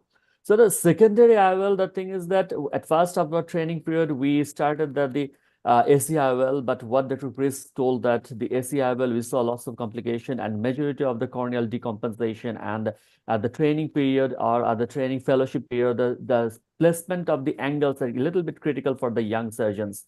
So that is the thing. And right now in our practice, we regularly prefer the Yamin technique. And Dr. Chris told all the things, but for my training, I always remember 3 things. Number 1 is that the vitrectomy should be must. There should be no vitreous in the anterior chamber. And when you go for the secondary suture or sutureless IOL, go for the anterior vitrectomy also. That is one. Second is the formation of anterior chamber. And the most important part is that the placement of the haptics of the lenses. That's sometimes we see the tilted or decentered lens because these haptics are not 180-degree placed. So these are the 3 points I always try to, the basic point, Dr. Chris already told, I also tell my trainees. And I think the secondary IOL and Dr. Nish what told that sometimes we do it as the primary technique. And I prefer the Yemeni technique. The Curleve is not available in Bangladesh. So I always prefer the Yemeni. And the ACIOL, we are not really doing this right now. And another thing is that, Dr. Chris, what you use for these sutures, scleral fixation IOL, do you get the Gore-Tex? So the Gore-Tex is available. It depends on the patient. I mean, to be fair, my preferred is not sutured. It was just part of one of my fellowships that there was no other option, so that was what they did. But my preferred is actually Prolene, provided the patient is older, because we know that Prolene tends to break about 10 years, maybe a bit earlier. Yeah. So in the younger patients, then maybe I'll use Gore-Tex, but in the older patients, I actually think Prolene is better because it's less inflammatory, less likely to expose. But in the younger patients, unfortunately, that's what you kind of have to go for. Yeah, that's I also follow because the Prolene is less irritating, and the older patient you can go for Prolene because with Prolene we can see the like 10 or 15 years back scleral fixation done. Now this comes with the decentered IOL. We got lots of patients. So thank you. Thank you. It's a wonderful presentation. And also TNOA, thank you for the invitation. Thank you for your wonderful comments, sir. Next, I'll call Dr. Anujit to introduce the next speaker and panel. Thank you so much, Dr. Karthikeyan. So it gives me great pleasure to introduce Dr. Pushpa Raman. Just a minute. Dr. Pushpa Raman is a consultant ophthalmologist and glaucoma specialist. She has completed her fellowship in glaucoma from the Sydney Eye Hospital with her completion certificate in training in glaucoma from Malaysia. She's currently the Assistant Secretary of the Malaysian Glaucoma Society and an editorial board member of the Malaysian Journal of Ophthalmology with main clinical and research interest in NTG and MIGS. She will be speaking to us on MIGS in the developing world. If we can go to the next slide, I'd like to introduce the panel as well. For the panel, I'd like to introduce Dr. Ning Hong Ki, who has completed his fellowship in glaucoma from Australia, following his certificate fellowship training, CCFT in glaucoma from Malaysia. He's currently a consultant ophthalmologist and the head of the ophthalmology department, and an associate board member of the Asia Pacific Glaucoma Society, the honorary secretary of the Malaysian Glaucoma Society, a committee member of the Malaysian Society of Ophthalmologists, and many such more. Can we go to the next slide? It also gives me great pleasure to introduce in the panel Dr. Raymond Nelson Regalado. He has completed his residency from the St. Luke's Eye Institute, followed by his fellowship in external diseases and cornea. His current positions include the Vice President of the Philippine Academy of Ophthalmology, the Treasurer of the Philippine Cornea Society, the Vice Chair of the Department of Ophthalmology at ARMMC, and a resident training officer at the St. Luke's Eye Institute. With that, I'd like to welcome Dr. Pushparaman, Madam, to please share your screen and we can go ahead with your presentation.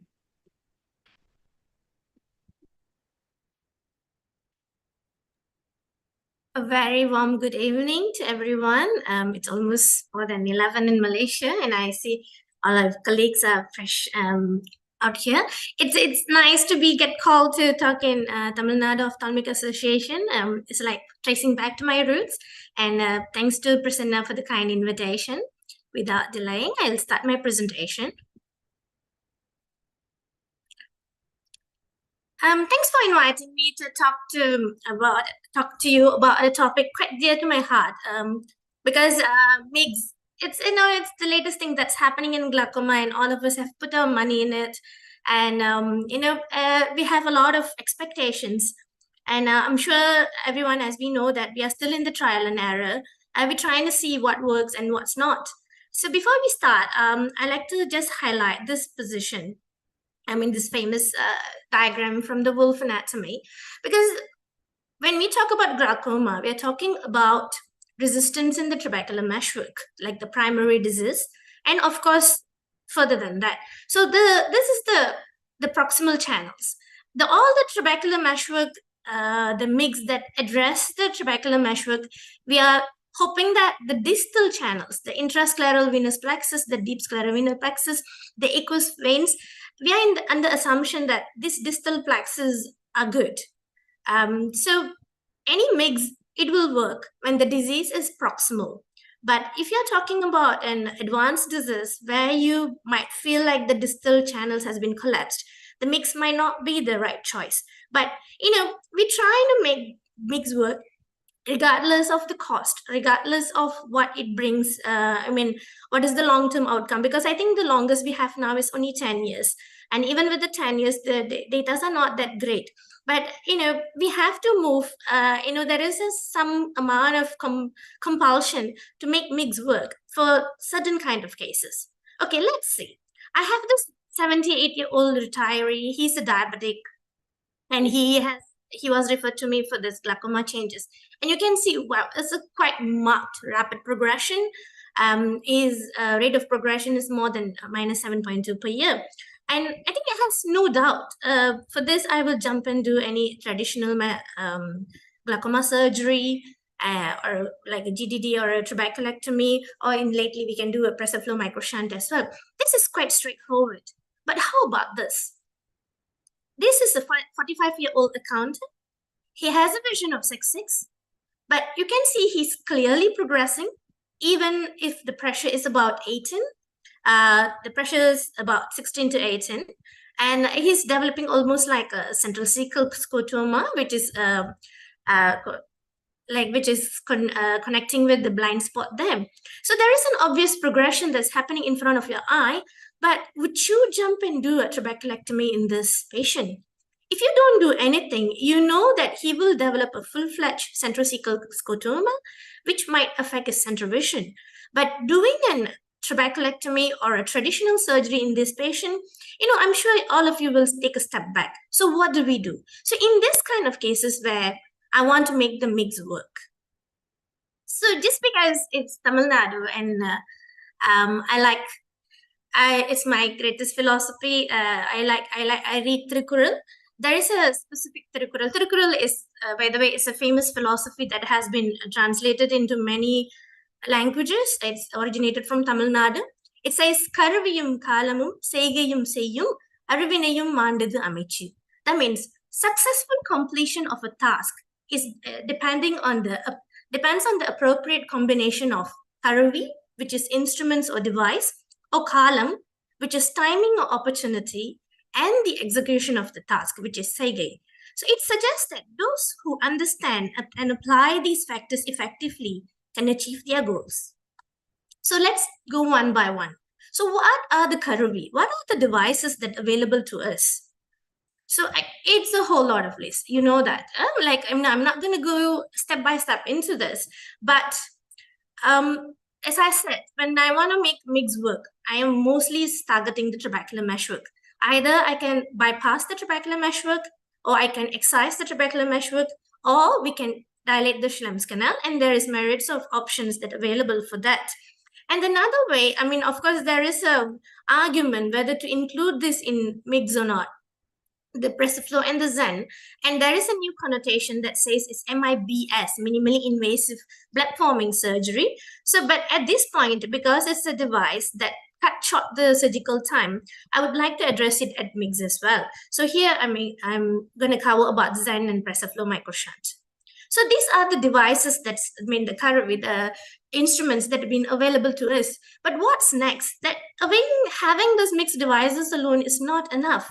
You have to have a good microscope, the microscope that can be tilted. So what is the steps for a good mixed surgery?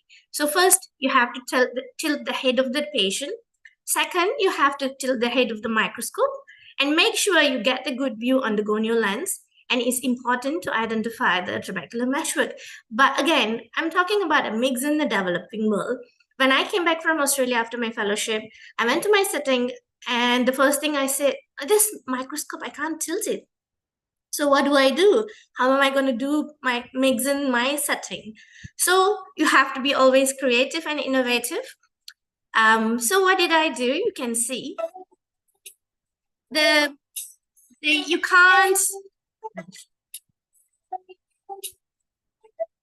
Okay, you can't tilt the microscope. So just tilt the head of the patient all the way and have the patient looking away from you all the way as well, like almost the head chin to the floor like that, chin to the bed kind of thing. And if you can see, even though I don't have a good tilting microscope, but my view is quite good.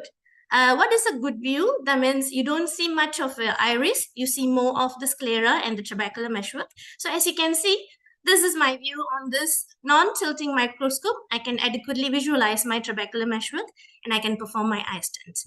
So yeah, we are in the developing world. We always have to innovate and be creative and use our instruments, but again, in a way that will benefit the patient, not just to benefit us.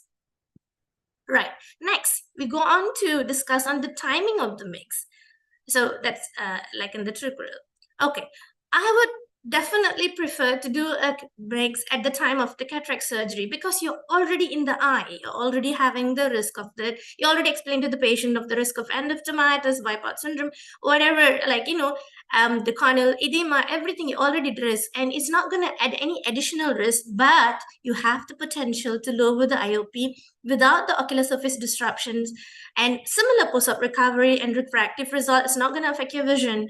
Relative risk, and the studies have showed that doing a MIGS at the time of cataract surgery actually reduce the risk of requiring secondary incisional glaucoma surgery. And there is a great potential to reduce the number of ocular hypertensive medication. I mean, if you can do it, if the patient is on 4 anti-glaucoma, if you perform a MIGS during the cataract surgery, hopefully they can go back to 2. Xalatan and timolol is easy to do, but when you already make them using alphagan and trusop, that's where the problem is. So why not do this at the time of cataract surgery to prolong their good quality of life and hopefully to reduce the progression of the disease. And there is a role of standalone MIGS, as in not combined with the cataract, but I will only do in a patient with a controlled open angle glaucoma that has a problem of non-compliance, only to reduce the number of medication. I am not sure whether it will reduce the risk of progression or not because we have very limited case studies on this and we are looking at the long-term data, but there is a role for standalone MIGS in a mild to moderate cases who has poor compliance or poor adherence to the eye drop. So the next thing, how you're going to execute the task. Okay, when you say the MIGS in developing country, of course, I have to minus Singapore out of this. And I think our closest allies like India, China, Southeast Asia. So I'm not sure, we don't get much data from that. So that's why I'm sharing my audit. So if you can see me, trabecular, if you can see my pattern, trabecular and GDD still consist a lot of the practice. But slowly, I am moving to incorporate more of this MIGS, especially the PRESIFLO microshunt, iStent and Hydrus. And in patients that cannot afford, I will do goniotomy. Okay, so this is just a few videos, just the first video showing the iStent implant. which is after the cataracts done after the cataract surgery, and the second video is showing the implantation of the Hydrus device, which is done again. You can do before or after cataract surgery depending on your convenience. As you can see, there is very minimal ocular surface disruption, and it takes maybe extra 5 to 10 minutes of the cataract time, and equally rapid recovery for the patient. Okay, so, but the problem is, if you put the stents in the right place, they are amazing. I think, I mean, I have to say, when the stents in the right place, they are producing good results in my hands. As you can see, this patient, these stents are in the trabecular meshwork, and in the anterior segment ossete, we can see the Schlemm's canal with the dilated, and the Schlemm canal is dilated with the augmented flow. This is the patient post Hydrus. The Hydrus is in the angle, and this is patient post KDB goniotomy. You can see TM that's stripped off. All these patients resulting in a good result. But when stents are not in the good position, like you see, like this stents, eye stent is there. It's just below the trabecular meshwork. It didn't hit the trabecular meshwork. It was referred to me for the management. Of course, we're not going to remove the stent, but you know, for the cost that we spent for this patient, and we didn't achieve anything. That's the only thing. But the good part is, you know, they are inert and they're not going to cause further damage. But you know, when it didn't work, when it's not done properly, it doesn't yield the the advantage that I mentioned earlier. So it's just a waste of money. So again, that's why the execution of task is very important, and the skill acquirement is very, very important, so that you don't waste your time and the patient's time. You don't waste patient's money as well. All right, PreserFlow microshunt, as I said, it's a new enticing thing. It can't replace trabeculectomy. But of course, it's like a expensive trabeculectomy. This is a study I did recently. I presented in the APDC, where I did a water drinking test to compare the response to trabeculectomy and PreserFlow microshunt. They are both very similar. So I have to say, PreserFlow works almost as equal as trabeculectomy. Is just a little bit more expensive. I mean, exactly more expensive. But another thing that I observed is the outflow facility is definitely better with trabeculectomy, where the PreserFlow microshunt, it has the resistance, and the time taken for the water drinking test to come back to baseline is slightly more in the PreserFlow microshunt compared to the trabec. Okay, and then with the PreserFlow microshunt, I noticed that the IOP reduced from 25.2 to 12.5 in 6 months, and the qualified success is about 98%. Okay, so for my audit, the eye stent reduced IOP by 14%, Hydrus by 34%, and goniotomy by 18%. And it's good number of reduction, because at the end of the day, I managed to reduce the number of medications and improve the patient's quality of life. So as easy as that, but I'm sure we have our own challenges in implementing MIGS in developing surgery. First of all, what I mentioned is that need for specialized tools and devices, the devices I mentioned earlier, and also the availability of the appropriate medical facilities. I think the main factor here is as well training and expertise, because like we come back from fellowship and we try to train our own people, and there is very limited availability of trained ophthalmologists and surgeons that can bring us through the MIGS pathway. And I think there is an ongoing necessity for education and skill development in the area of MIGS, and economic definitely plays a very big role. But I think what I can suggest is, don't patronize your patient, don't decide for them, don't just offer. It's for them to choose. Maybe they have the money, you won't know. Just for them to choose. Like if you have the money, you can do the eye stent or the Hydrus. If not, I can do the goniotomy, because goniotomy now you have reusable hooks and all. Not necessarily you buy the KDB. You can even do the bent angle needle goniotomy. You can even do the GAT. And so many options are there where we can do the goniotomy. But again, we have I know that is lack of government support, and there's health insurance coverage is a big problem in our countries as well. So with that, I thank you, and thank you, Prasanna, for the kind invitation, and open the floor for questions. Thank you, Dr. Pushpa.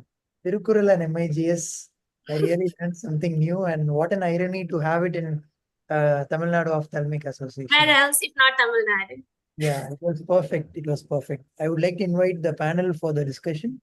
Meanwhile, I would request Pushpa to stop sharing the screen as the panel is getting ready. Yes. Thank you very much. First of all, to the Tamil Nadu Ophthalmic Association, Prasanna, for the kind invitation and great to meet everyone from around the world. A great talk from Pushpa. I believe that is actually summarized quite well the correlation about the pathological process of glaucoma and how MIGS work in it. Beautiful cases sharings summarized about the type of MIGS and the tips of how we want to use MIGS in your daily practice. Well, I believe that it highlights about emerging trends of MIGS usage in the developing world, especially like in Malaysia, and how these new toys change our treatment paradigm in glaucoma, especially when talking about combining with the focal cases. And Pushpa did mention about the usage in the standalone cases as well in some of the MIGS as well. And there's so many evidence and data and show that the MIGS efficacy and safety, although I still believe that we're still unable to achieve the low target IOP that trabeculectomy able to achieve. But having said that, trabeculectomy do associated with higher risk, like for example, hypertonic maculopathy, blepharitis, endophthalmitis, and so forth and so on. On the other hand, MIGS does its own issues as well as what Pushpa has mentioned earlier on about the cost, training, expertise. We don't have the long-term data to suggest that the usage and efficacy is compared to the trabeculectomy, but I do believe that MIGS will be the mainstays of glaucoma armamentarium in the future when there are more data that's available to suggest that its efficacy and how the techniques that we can improve, like what Pushpa has mentioned earlier as well in the MIBS, how maybe one day that the MIBS, the techniques, how we advance our techniques, how do we innovate and more creative on how we're doing the pressure flow and to make it perhaps is as good as the trabeculectomy with a better safety profile. Yeah, I think that's my comment about it. Okay, great talk, Pushpa. Thank you for the Tamil Nadu Ophthalmic Association for inviting me, and of course, my friend Prasanna. Your shades are still with me. Great talk. Obviously, I'm not a glaucoma specialist, but I can say is that all of these new innovations that we have with glaucoma, with cataract, with IOL implantations, they're getting smaller and smaller, and they have less damage to the eye, but eventually more damage to the pockets of our patients. So we have to find a balance between offering what's new and going with the traditional, especially since in the Philippines we're a very developing country, but most of our islands, our 7,000 islands, are underdeveloped, and a lot of our glaucoma specialists are concentrated in the main city. So I think that's one of the issues that we're having, as you said in your one of your final slides. Actually, another point that if I may make is that your census also mirrors the census of most of the glaucoma specialists, at least that I know of. We're moving more and more from the traditional trabeculectomy all the way to the MIGS. I think we have the SEN implants and the eye stents, and the pressure flow is coming here as well. So we're all very excited for that. Yeah, that's probably it. Thank you. Great talk. Thank you, everyone. Thank you, sir, for your wonderful comments. Next, I would call upon Dr. Niranjan to introduce the next panelist, speaker and panelist. Even our President Nirmal sir has posted that Tirukural was apt for the topic and content. Super. Yeah, that was out of the box. I never knew MIGS and Tirukural goes hand in hand. And thank you, Pushpa, for it, for this wonderful and enterprising talk. We'll move to another speaker, and Dr. Niranjan will be calling out the speaker. Thank you, sir. So it is an honor to introduce the speaker, Dr. Nazli Gul. She is currently the chairperson and assistant professor at the Department of Ophthalmology at Khyber Medical College and Teaching Hospital, Peshawar, Pakistan. So as you can see, her qualifications and accolades run into pages. So to keep it short, she's done her FCPS ophthalmology and is a trained specialist in retinopathy of prematurity from UK. She has numerous professional memberships and publications to her name. So we're very happy to have you, ma'am, for today's talk. Moving on to the panelists. First up, we have Dr. Andarma Tumurbathar.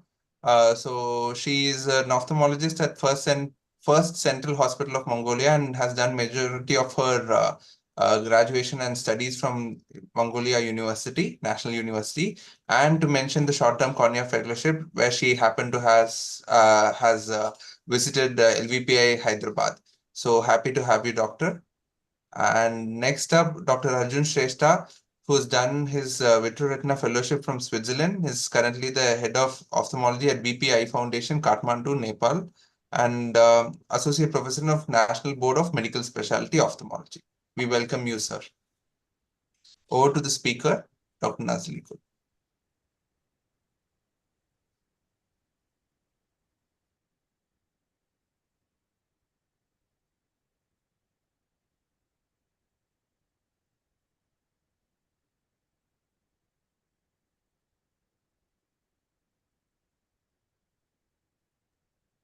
Ma'am, is there any difficulty?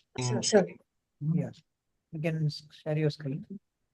I'm Dr. Nazli from Pakistan, and I'll be presenting the efficacy and safety of 0.01% atropine eye drops. Dr. Nazli, I think you're using two screen, mobile and laptop or something. You can switch off one.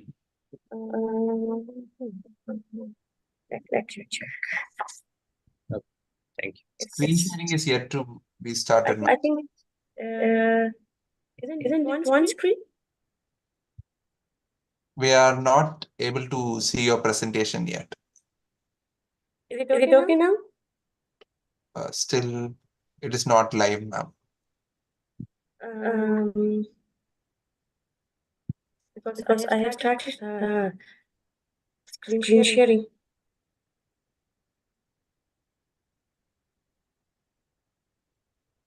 Maybe we'll take you last, Dr. Nazli, until we. Okay. Let me try it again if I'm able to do it.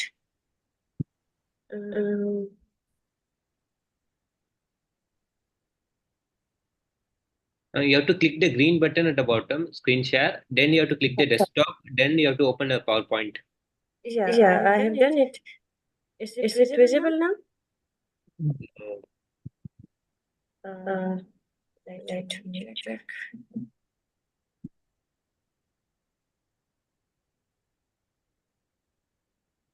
Yeah, it's visible now. Okay. I'm not able to. Okay. So I'll be presenting the efficacy and safety of 0.01% atropine eye drops in reducing progression of myopia. As you know, myopia is one of the major global health problem, and there is an alarming increase in the prevalence of myopia in every part of the world, and about 30% of the world population is myopic right now. And this percentage will increase by about 50% by the year 2050.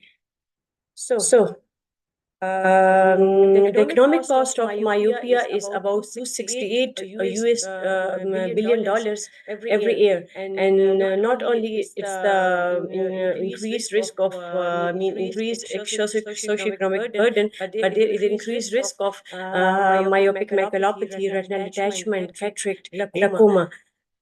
So we need to stop the progression of myopia. So we designed a study to assess the efficacy and safety of 0.01% atropine eye drops in controlling the progression of myopia in pediatric population. Is a randomized control Dr. trial. Nasri, sorry to interrupt. I think do you have one more device in which you have logged in using Zoom portal or something? Because your voice is coming twice. Echo is there. I don't know. Let me check if I'm signing in from my mobile. If I'm signing in from my mobile, let me check. Anushi, close eye. Anush. You can switch off one of the device. Is it okay now? I think Karthik, shall we proceed if it's okay? Yeah. Okay. Yeah. Okay. So the duration of the study is from January 2022 to June 2024, and out of the 65 participants that were included in the study, 44 completed the follow-up for about 1 year. Informed consent was taken from all the participants, and ethical approval was taken from Khyber Medical College, Khyber Teaching Hospital, Ethical Board Committee. So we included the patients of ages between 6 to 12 years of age with myopia between -1 and -6 diopter, and the patient with ocular diseases like cataract, glaucoma, strabismus, congenital retinal diseases were included, and we also excluded the patients who were having asymmetry of myopia between two eyes of more than 0.25 diopter, and those who in asymmetry of axial length between two eyes of more than 1 millimeter. So we collected the data that includes the age and gender of the patients. We calculated the spherical equivalent of both eyes through cycloplegic refraction, and we performed the cycloplegic refraction by using cyclopin eye drops 1%, and we instill one drop every 5 minutes for 15 minutes, and then waited for 30 minutes, and then performed the cycloplegic refraction. Axial length of the both eyes were performed through IOL master, and we followed all these patients at 6 months and then at follow-up after starting the treatment. And at follow-up, we collected the data of spherical equivalent of both eyes through cycloplegic refraction, and we took axial length of both eyes again with the IOL master. So the main outcome measures of our study are change in the mean spherical equivalent of myopia over 1 year of follow-up, and change in the mean axial length of over 1 year of follow-up, and to look for the ocular and systemic side effects of the treatment. So we did the data analysis using SPSS version 23, and we used descriptive statistics and used independent sample t-test, paired sample t-test, chi-square test, and compute variables for analysis of our data. These are the results. As we conduct two OPDs in our department, one is for male, in separate rooms for male and separate for female. So we recruited 22 male patients and 22 female patients from our OPD. Here you can see that the baseline spherical equivalent of the male and female is not statistically significant. Also, the spherical equivalent at the 6 months follow-up, you see it's not statistically significant, and also spherical equivalent at the last follow-up visit of 1 year is also not statistically significant. And similarly, the axial length in both the groups, male and female, were not statistically significant at the baseline and at the all three follow-up visits.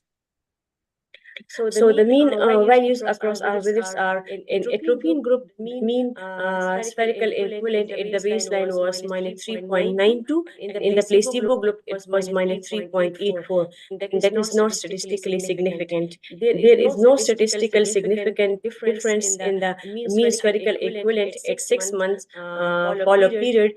You can see that at the final 1 year follow-up, there is -4.08 diopter mean spherical equivalent.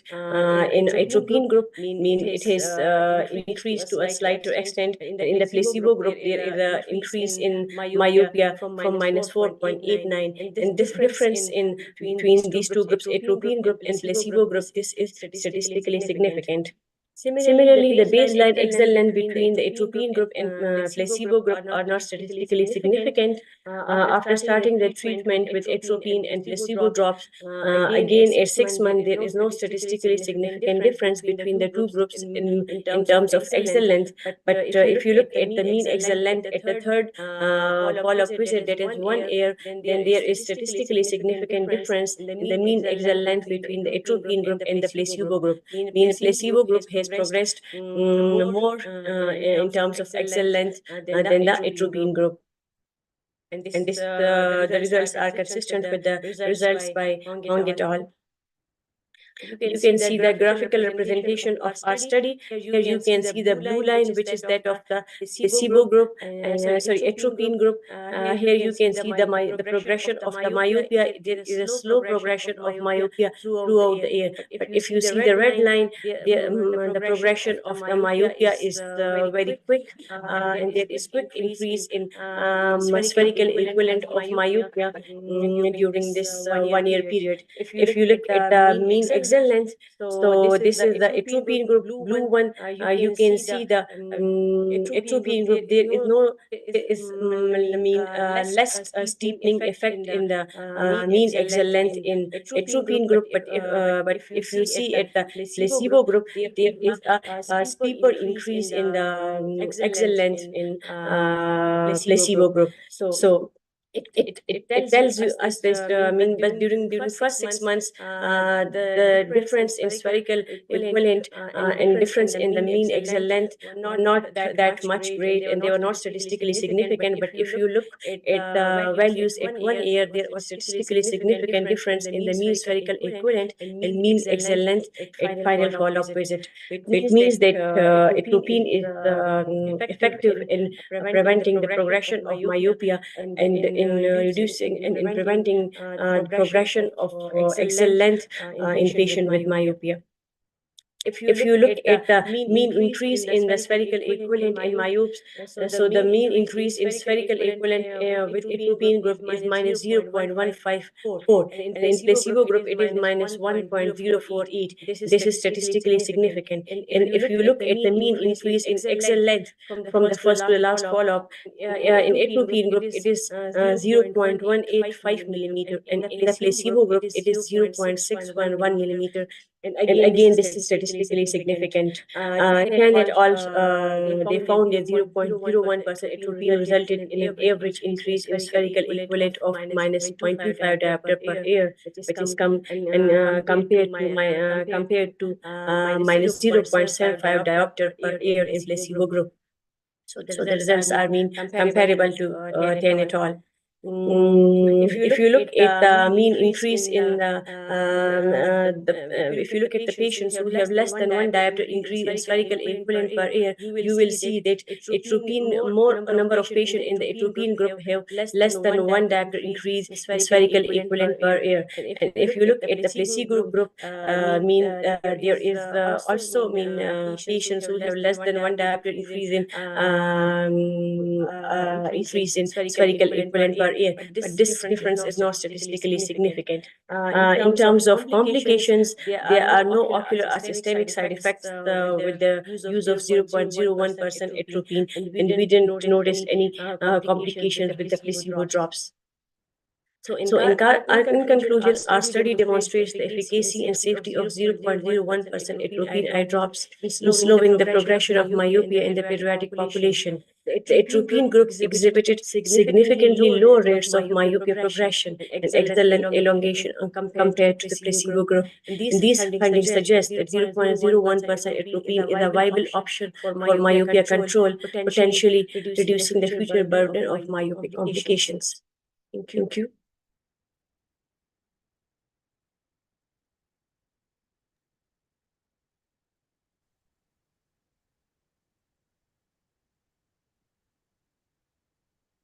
Thank you, Doctor. Now over to the panel for your comments.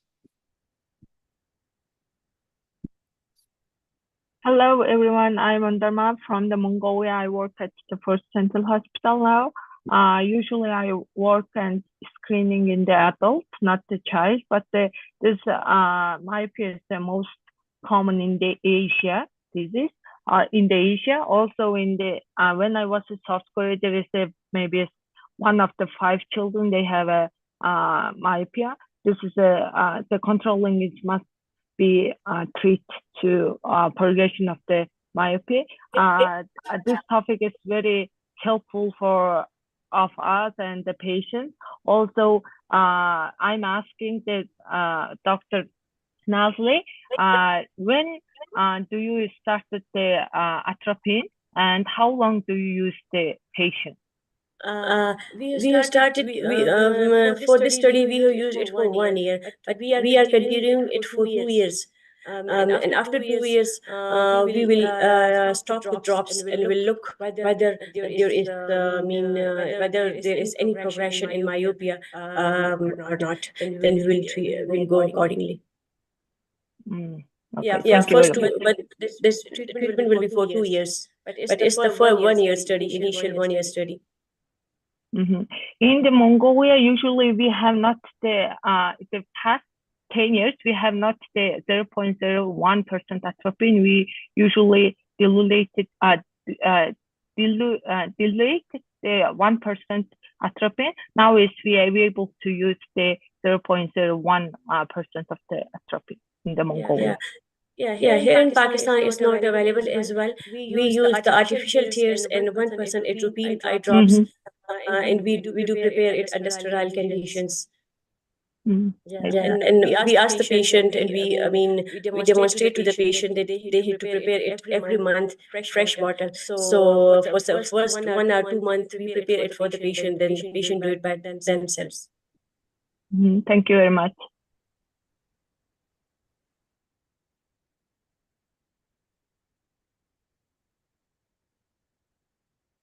Thank you.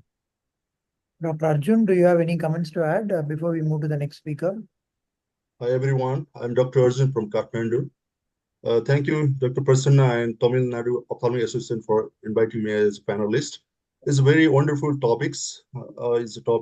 Because we know by 2050, 50% of population will be myopics. So I just want to emphasize on the fact that atropine works. There are many publications, but we have to think about the compliance. How much patients can put every day, parents put atropine every day. Because the efficacy depends upon this. So it's not the drops failure, but it's maybe the compliance factors that we have to look for in our developing country. And one question for Dr. Nazil. So you have done a study up to 12 years, but if patients come in real time, because patients may come later, like 13 years, 14 years, whether atropine works effectively or not.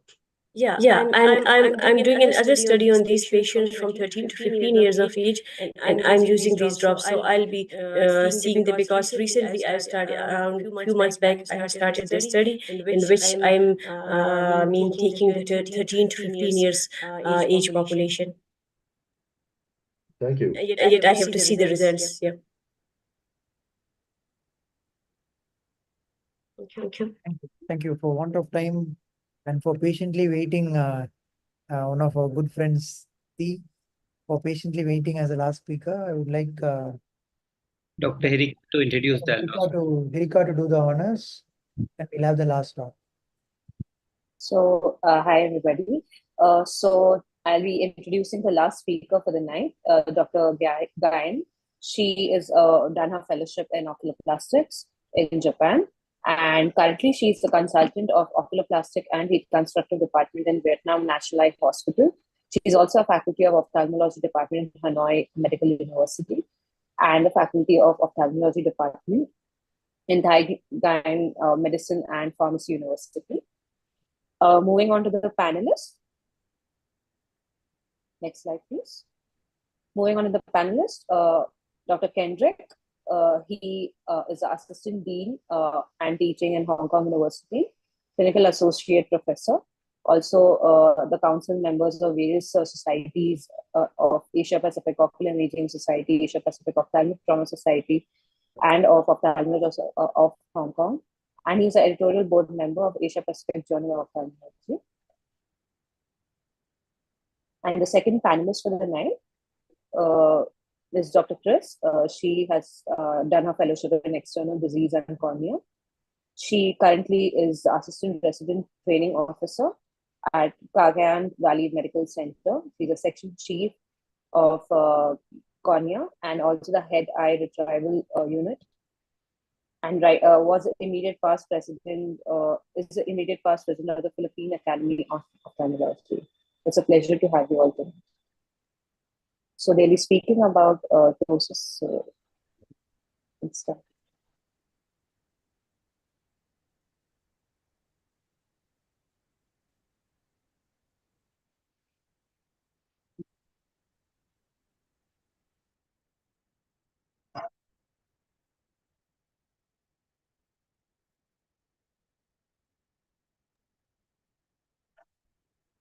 Good evening, everybody.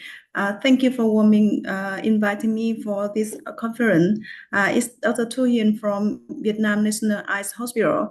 Today, I would like to represent the presentation about novel treatment for congenital ptosis.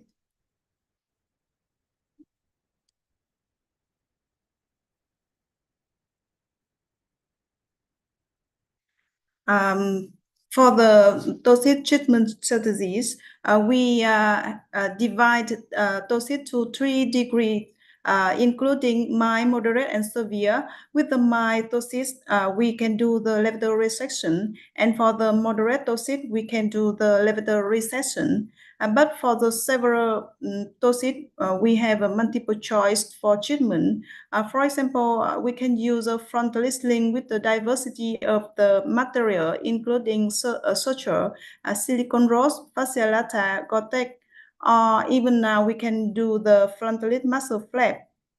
But problem is that we can face with the problem from the synthetic material, includes material injection, inflammation, scar, recurrent problem, undercorrection or overcorrection after treatment, or patient have a lack of time and can due to the ocular surface because of the corneal exposure. So for the strategy for ptosis recurrent, in my country, we can use 2 techniques to deal with the problem of the ptosis recurrent.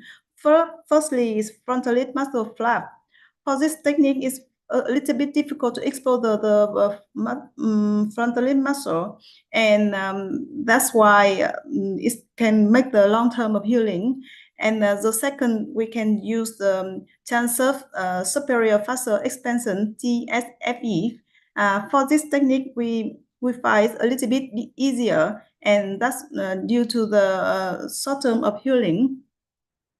So we come back to a little bit about the anatomy of TSFE.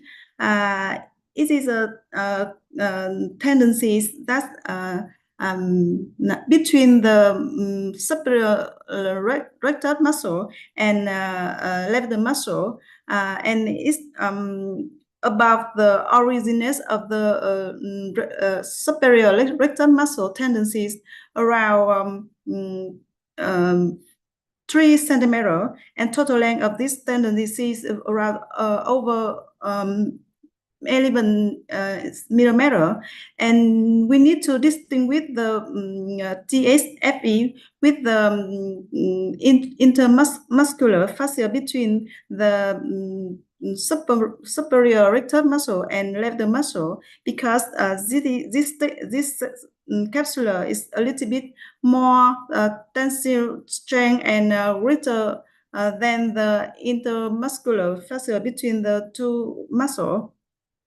So for this indication, we indication this technique for the patient with the ptosis severe and the levator muscle is function is very poor. And the second, we make this technique for the ptosis recurrent. And now this video that we expose the TSFE. You can see this is capsule between 2 muscles, and above this is a TSFE, and we expose the tarsal and suture the tarsal to the TSFE combined with the levator muscle. For the congenital ptosis, we can find that there are lots of fibrosis and fast infiltration to the muscle, so a little bit difficult to distinguish the levator muscle with the fat bag. So you can see here.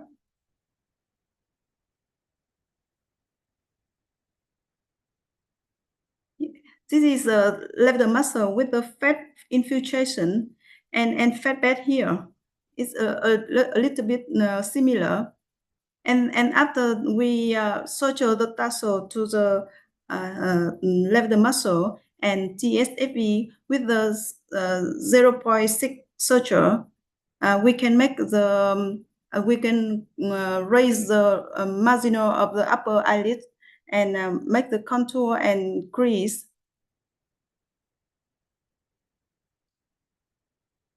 About the following up, we found that the result that the MID1 pre-operation estimate 0.5 millimeter, and its crease increase after time following up and stabilize around 3.4 millimeter.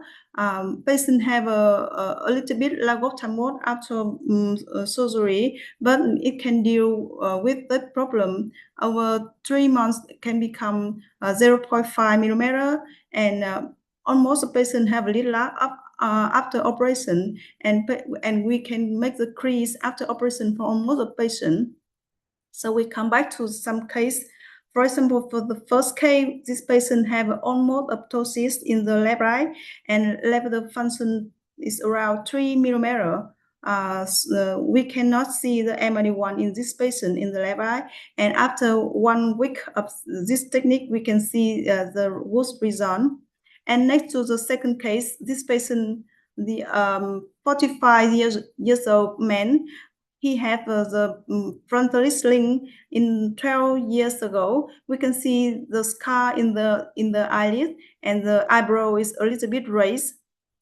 And after we use this technique, we can see the eyebrow is made to become the normal position. And this picture shows a very fantastic result after this technique. This patient is younger. She has the congenital ptosis in both eyes, and in the right eye, she have esotropia. And it's after 1 week operation, and this is a 1 month operation. This is one patient have a in the mountainous of Vietnam. He have no crease and moderate severe moderate ptosis in the right eye, and after immediately after operation, when he under the local anesthesia and he wake up, and we check it, we check for him immediately, and we found the good result, but a little bit lack of time. And this patient, we put the contact lens and following up quite close to check the cornea exposure. And this patient, he had the congenital in the both eyes and underwent the frontal sling 3 times ago, and now we adopt this technique for this patient, and the results quite good.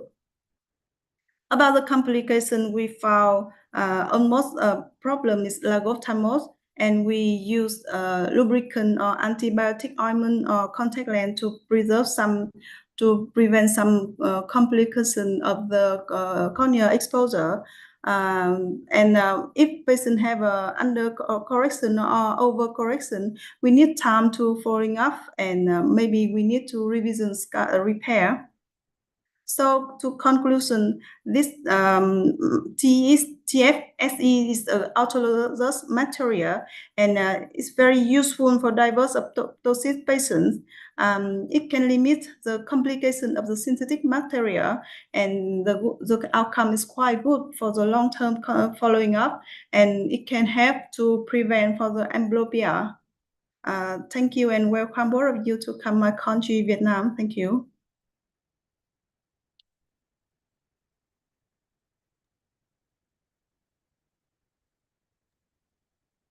Thank you for this wonderful talk. So we'll have a quick panel discussion. Over to Karthik to call the panelists. Hi, yeah, I'm Zan or Chris. I'm from the Philippines, so glad to be here. Thank you, Prasanna, for having me to the Tamil Nadu Ophthalmics Association. Thank you.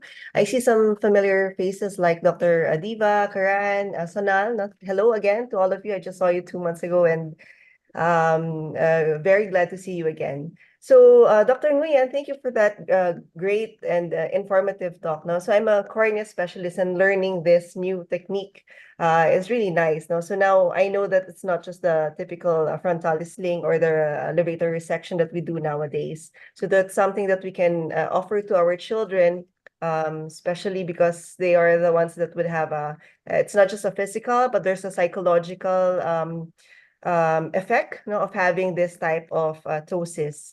So as a cornea specialist, it's nice to know that you also check especially on the cornea. You give lubrications. You also put contact lenses sometimes, especially if you have lagophthalmos or probably if a patient has a poor Bell's phenomenon.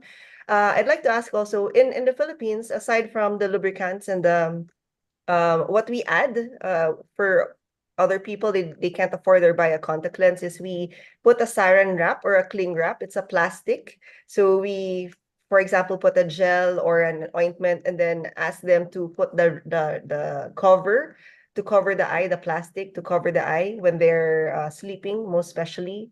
Do you also do that in Vietnam, or it's usually not followed?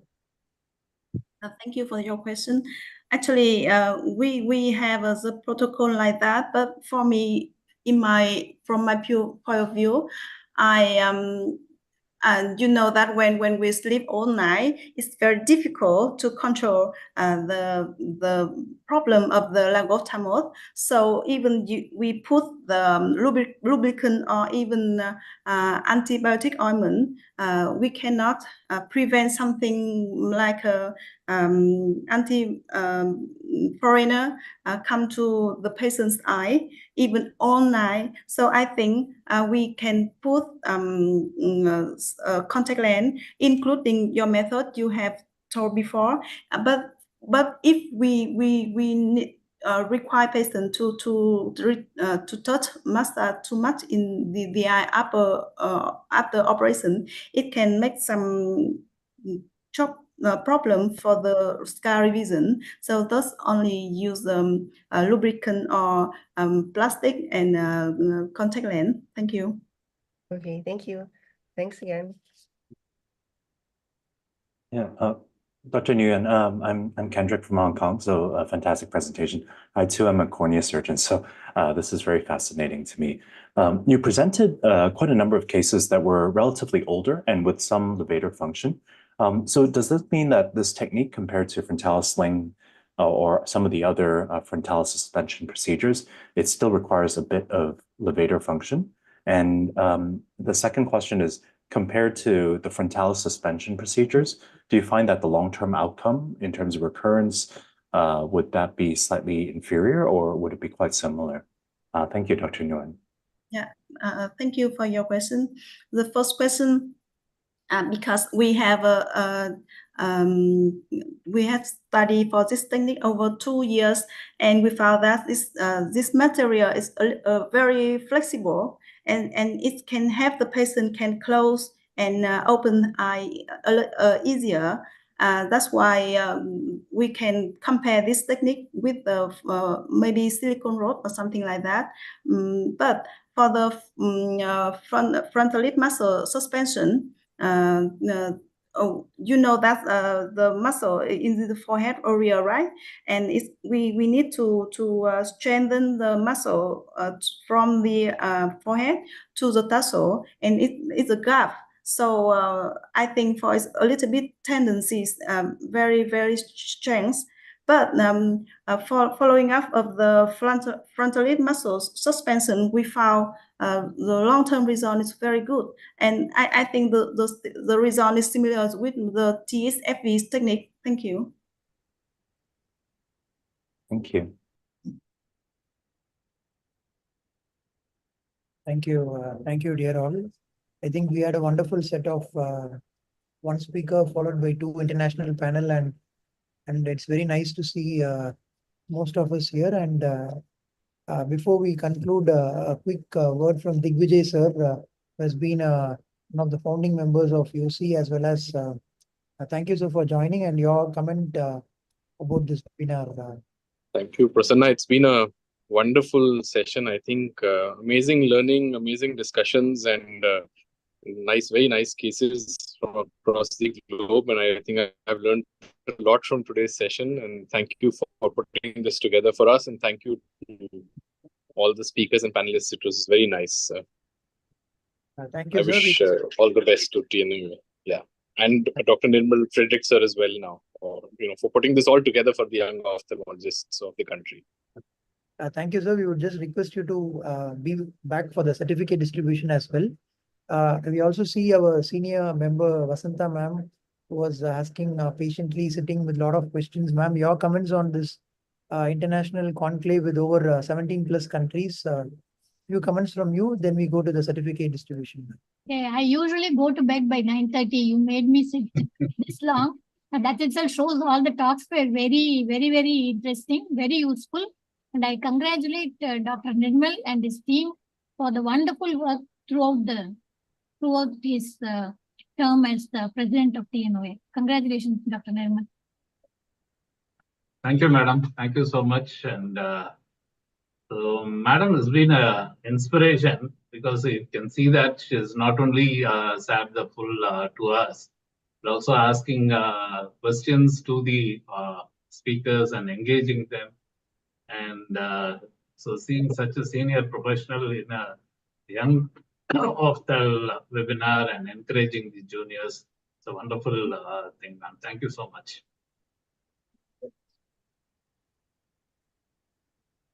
Yeah. Yes, sir. We have the certificates ready, sir. Speakers. Okay. So let me congratulate all the speakers. I also sat through the entire program, and right from the myopia to glaucoma to retina and the Ptosis. So all were really interesting topics, and the way you presented all the speakers, that was mind-boggling. Nice to get inputs from across the world.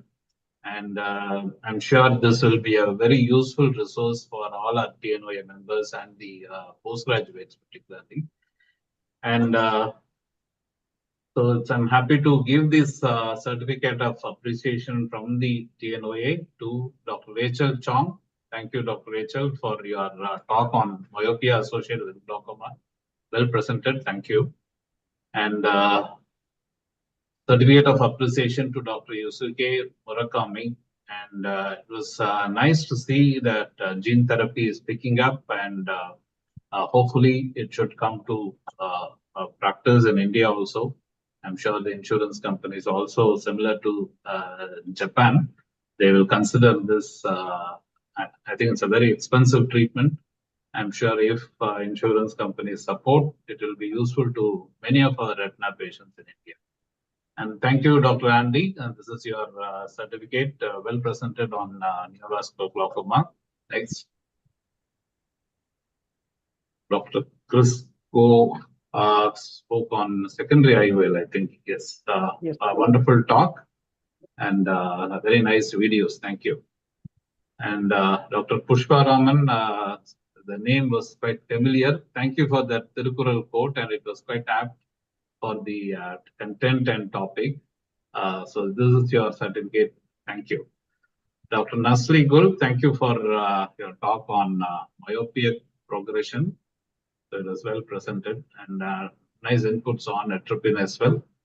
And June T. Thu Hin, have I spelled right? So thank you for your talk on Ptosis. Well presented. Thank you. And certificate of appreciation to Dr. Ashraful, all our international YO panel, Dr. Undarma, Dr. Hamza, Dr. Iftikhar Iqbal, Dr. Arjun Shrestha, and Dr. Mia Puti So, Dr. Kendrick, Dr. Chris, Dr. Hong Ki, Dr. P. Kang Liu, and Dr. Sagara Patiragi, Dr. Raymond, Dr. Sonal Kalia, Dr. I think now it's our national EOC panel, Dr. Sonal Kalia. Thank you for joining us, and well done during your presidency. Dr. Digvijay Singh, all the best. Dr. Diwakar Misra, so all the best for your presidency next year. And Dr. Karan Bhatia, Dr. Avanish Upadhyay, Dr. Aditya Sethi, Dr. Nilesh Kumar, Dr. Nishant, and I think now it's for our team members. Dr. Nishant, a big round of applause to Nishant for bringing all these youngsters and guiding them. So thank you, Nishant, for your time and effort. Thank you. Couldn't do it without your support and Prasanna. Thanks. And of course, yeah. So your name is not there, Prasanna. The last, sir. Last, okay. And Dr. Nevian is not here. So I think Nishant will give the message. So thanks to Dr. Nevian, Dr. Manoj, Dr. Vinod. Vinod is also not here. Dr. Aarti Haidar, thank you for joining us today. And Dr. Niranjan K for coordinating all these efforts. And Dr. Pranesh, Dr. Karthikeyan. Thank you, sir. Thank you, Karthi, for helping out the a lot of programs and also involving in coordinating the whole effort. Hope you are now settled in Jipmer. Yes, sir. Yeah, well done. And Dr. Hirika, Dr. Anujit, and Dr. Anujit is here. Okay. It was, sir, but now I think. Okay, right. Dr. Prithvi, Dr. Yes, finally to our hero, Dr. Prasanna. Yes, yeah. So, so a big round of applause to Prasanna for taking this initiative to this stage and also winning as the joint secretary of UC with a huge margin. So congratulations, Prasanna. All your efforts have come true. Thank you, sir. So you have a vote of thanks? Yes, sir. A formal one. Okay. Yes, sir. So this being the 10th episode of our webinars of series of webinars that we started, a big round of appreciation and applause to Dr. Nirmal Frederick, sir. I still remember that last year when we approached you for a Yo event, Noinadi, you were magnanimous enough to be there for the second day, full day, and you made sure that you listened to all the cases. And that's how the birth of this started under your tenure as a TNOA Yo task force. And you also not only supported young ophthalmologists, supported UC2 in the essay writing competition this year, and you have always been a backbone of young ophthalmologists at every level, sir, the grassroots, state level, as well as now the global level too. We can see that we are all very grateful to you and for making sure each young ophthalmologists are uplifted. And a special round of thanks to all the governing council of TNOA, the managing committee members, each and everyone for helping out with this. Secretary Sriram Gopal sir, who have troubled a lot for mass mailing, WhatsApp, as well as for emails for up to 4,000 members, and each and every MC member who was part of the TNOA committee. And then a special round of thanks to all the speakers. So we had a diverse speaking lot from Singapore, Japan, Indonesia, Australia, Malaysia, Pakistan, Vietnam, and thank you, President sir and Nishant sir, our chairperson, who always guides us in how to really go about things. He always says, okay, we have done an innovation, now we'll go for a practice management one. So now practice management is done, we'll go for a finance or we'll go for another one. So Nishant sir is again one of the Yo pioneers, I should say, was instrumental in getting this Yo task force activity.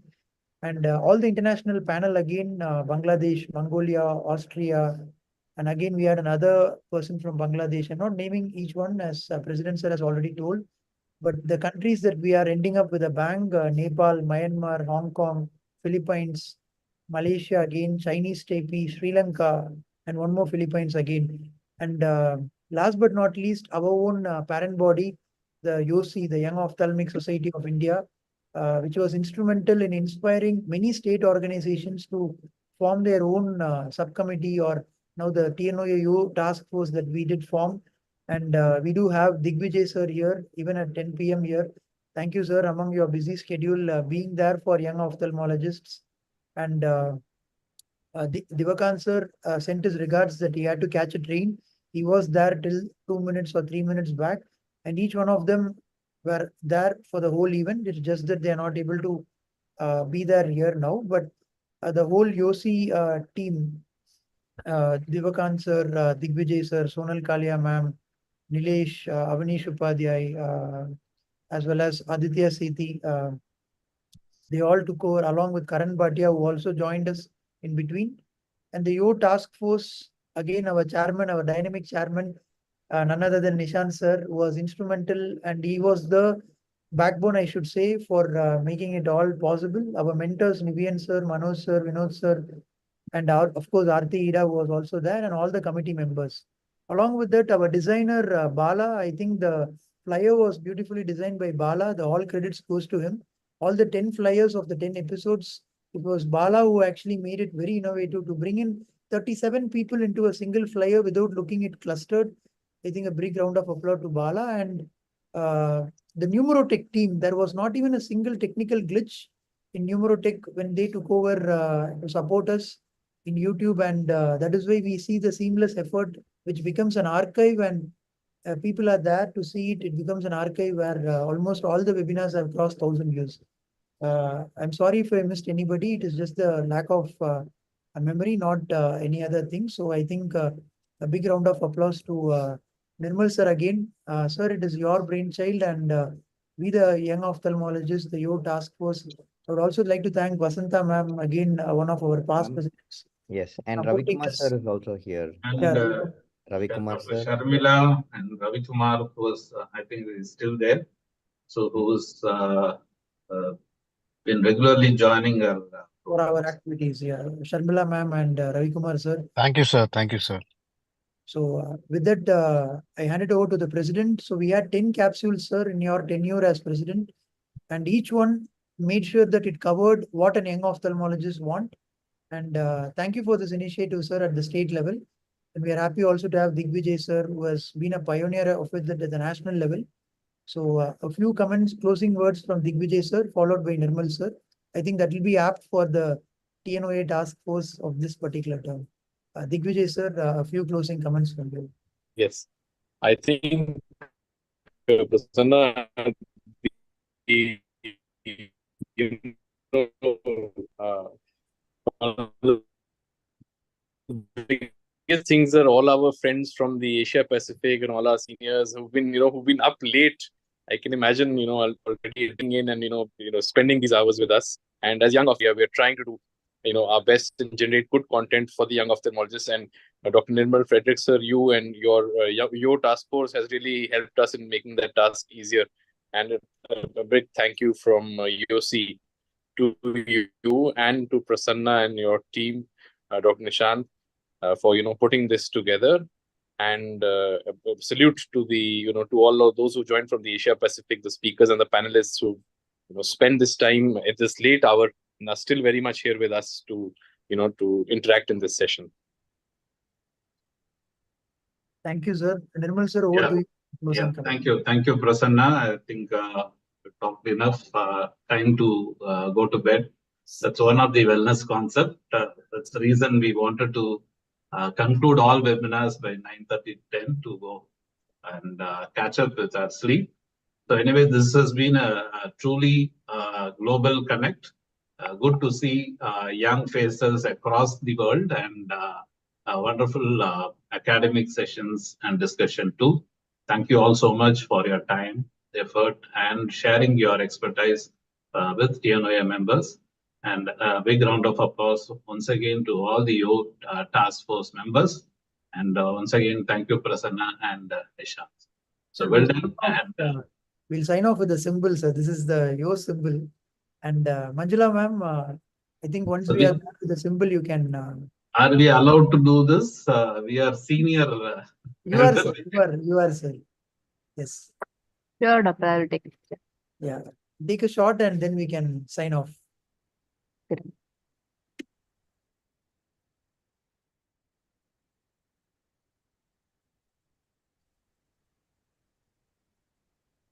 Yeah, we can go. Thank you, Prasanna and TNOA. Yeah. Thanks. Okay. Good night. We can go off. Yes. Thank you, Manjula and Sai, for all the support. And again, Bala, the designer, and all other supporters we had in the back office, as well as in the managing committee and the senior leaders, the past president, all the senior leaders of TNOA. Thank you so much. Thank you very much. Thank you. Thank you very much. Thank Thank you. you.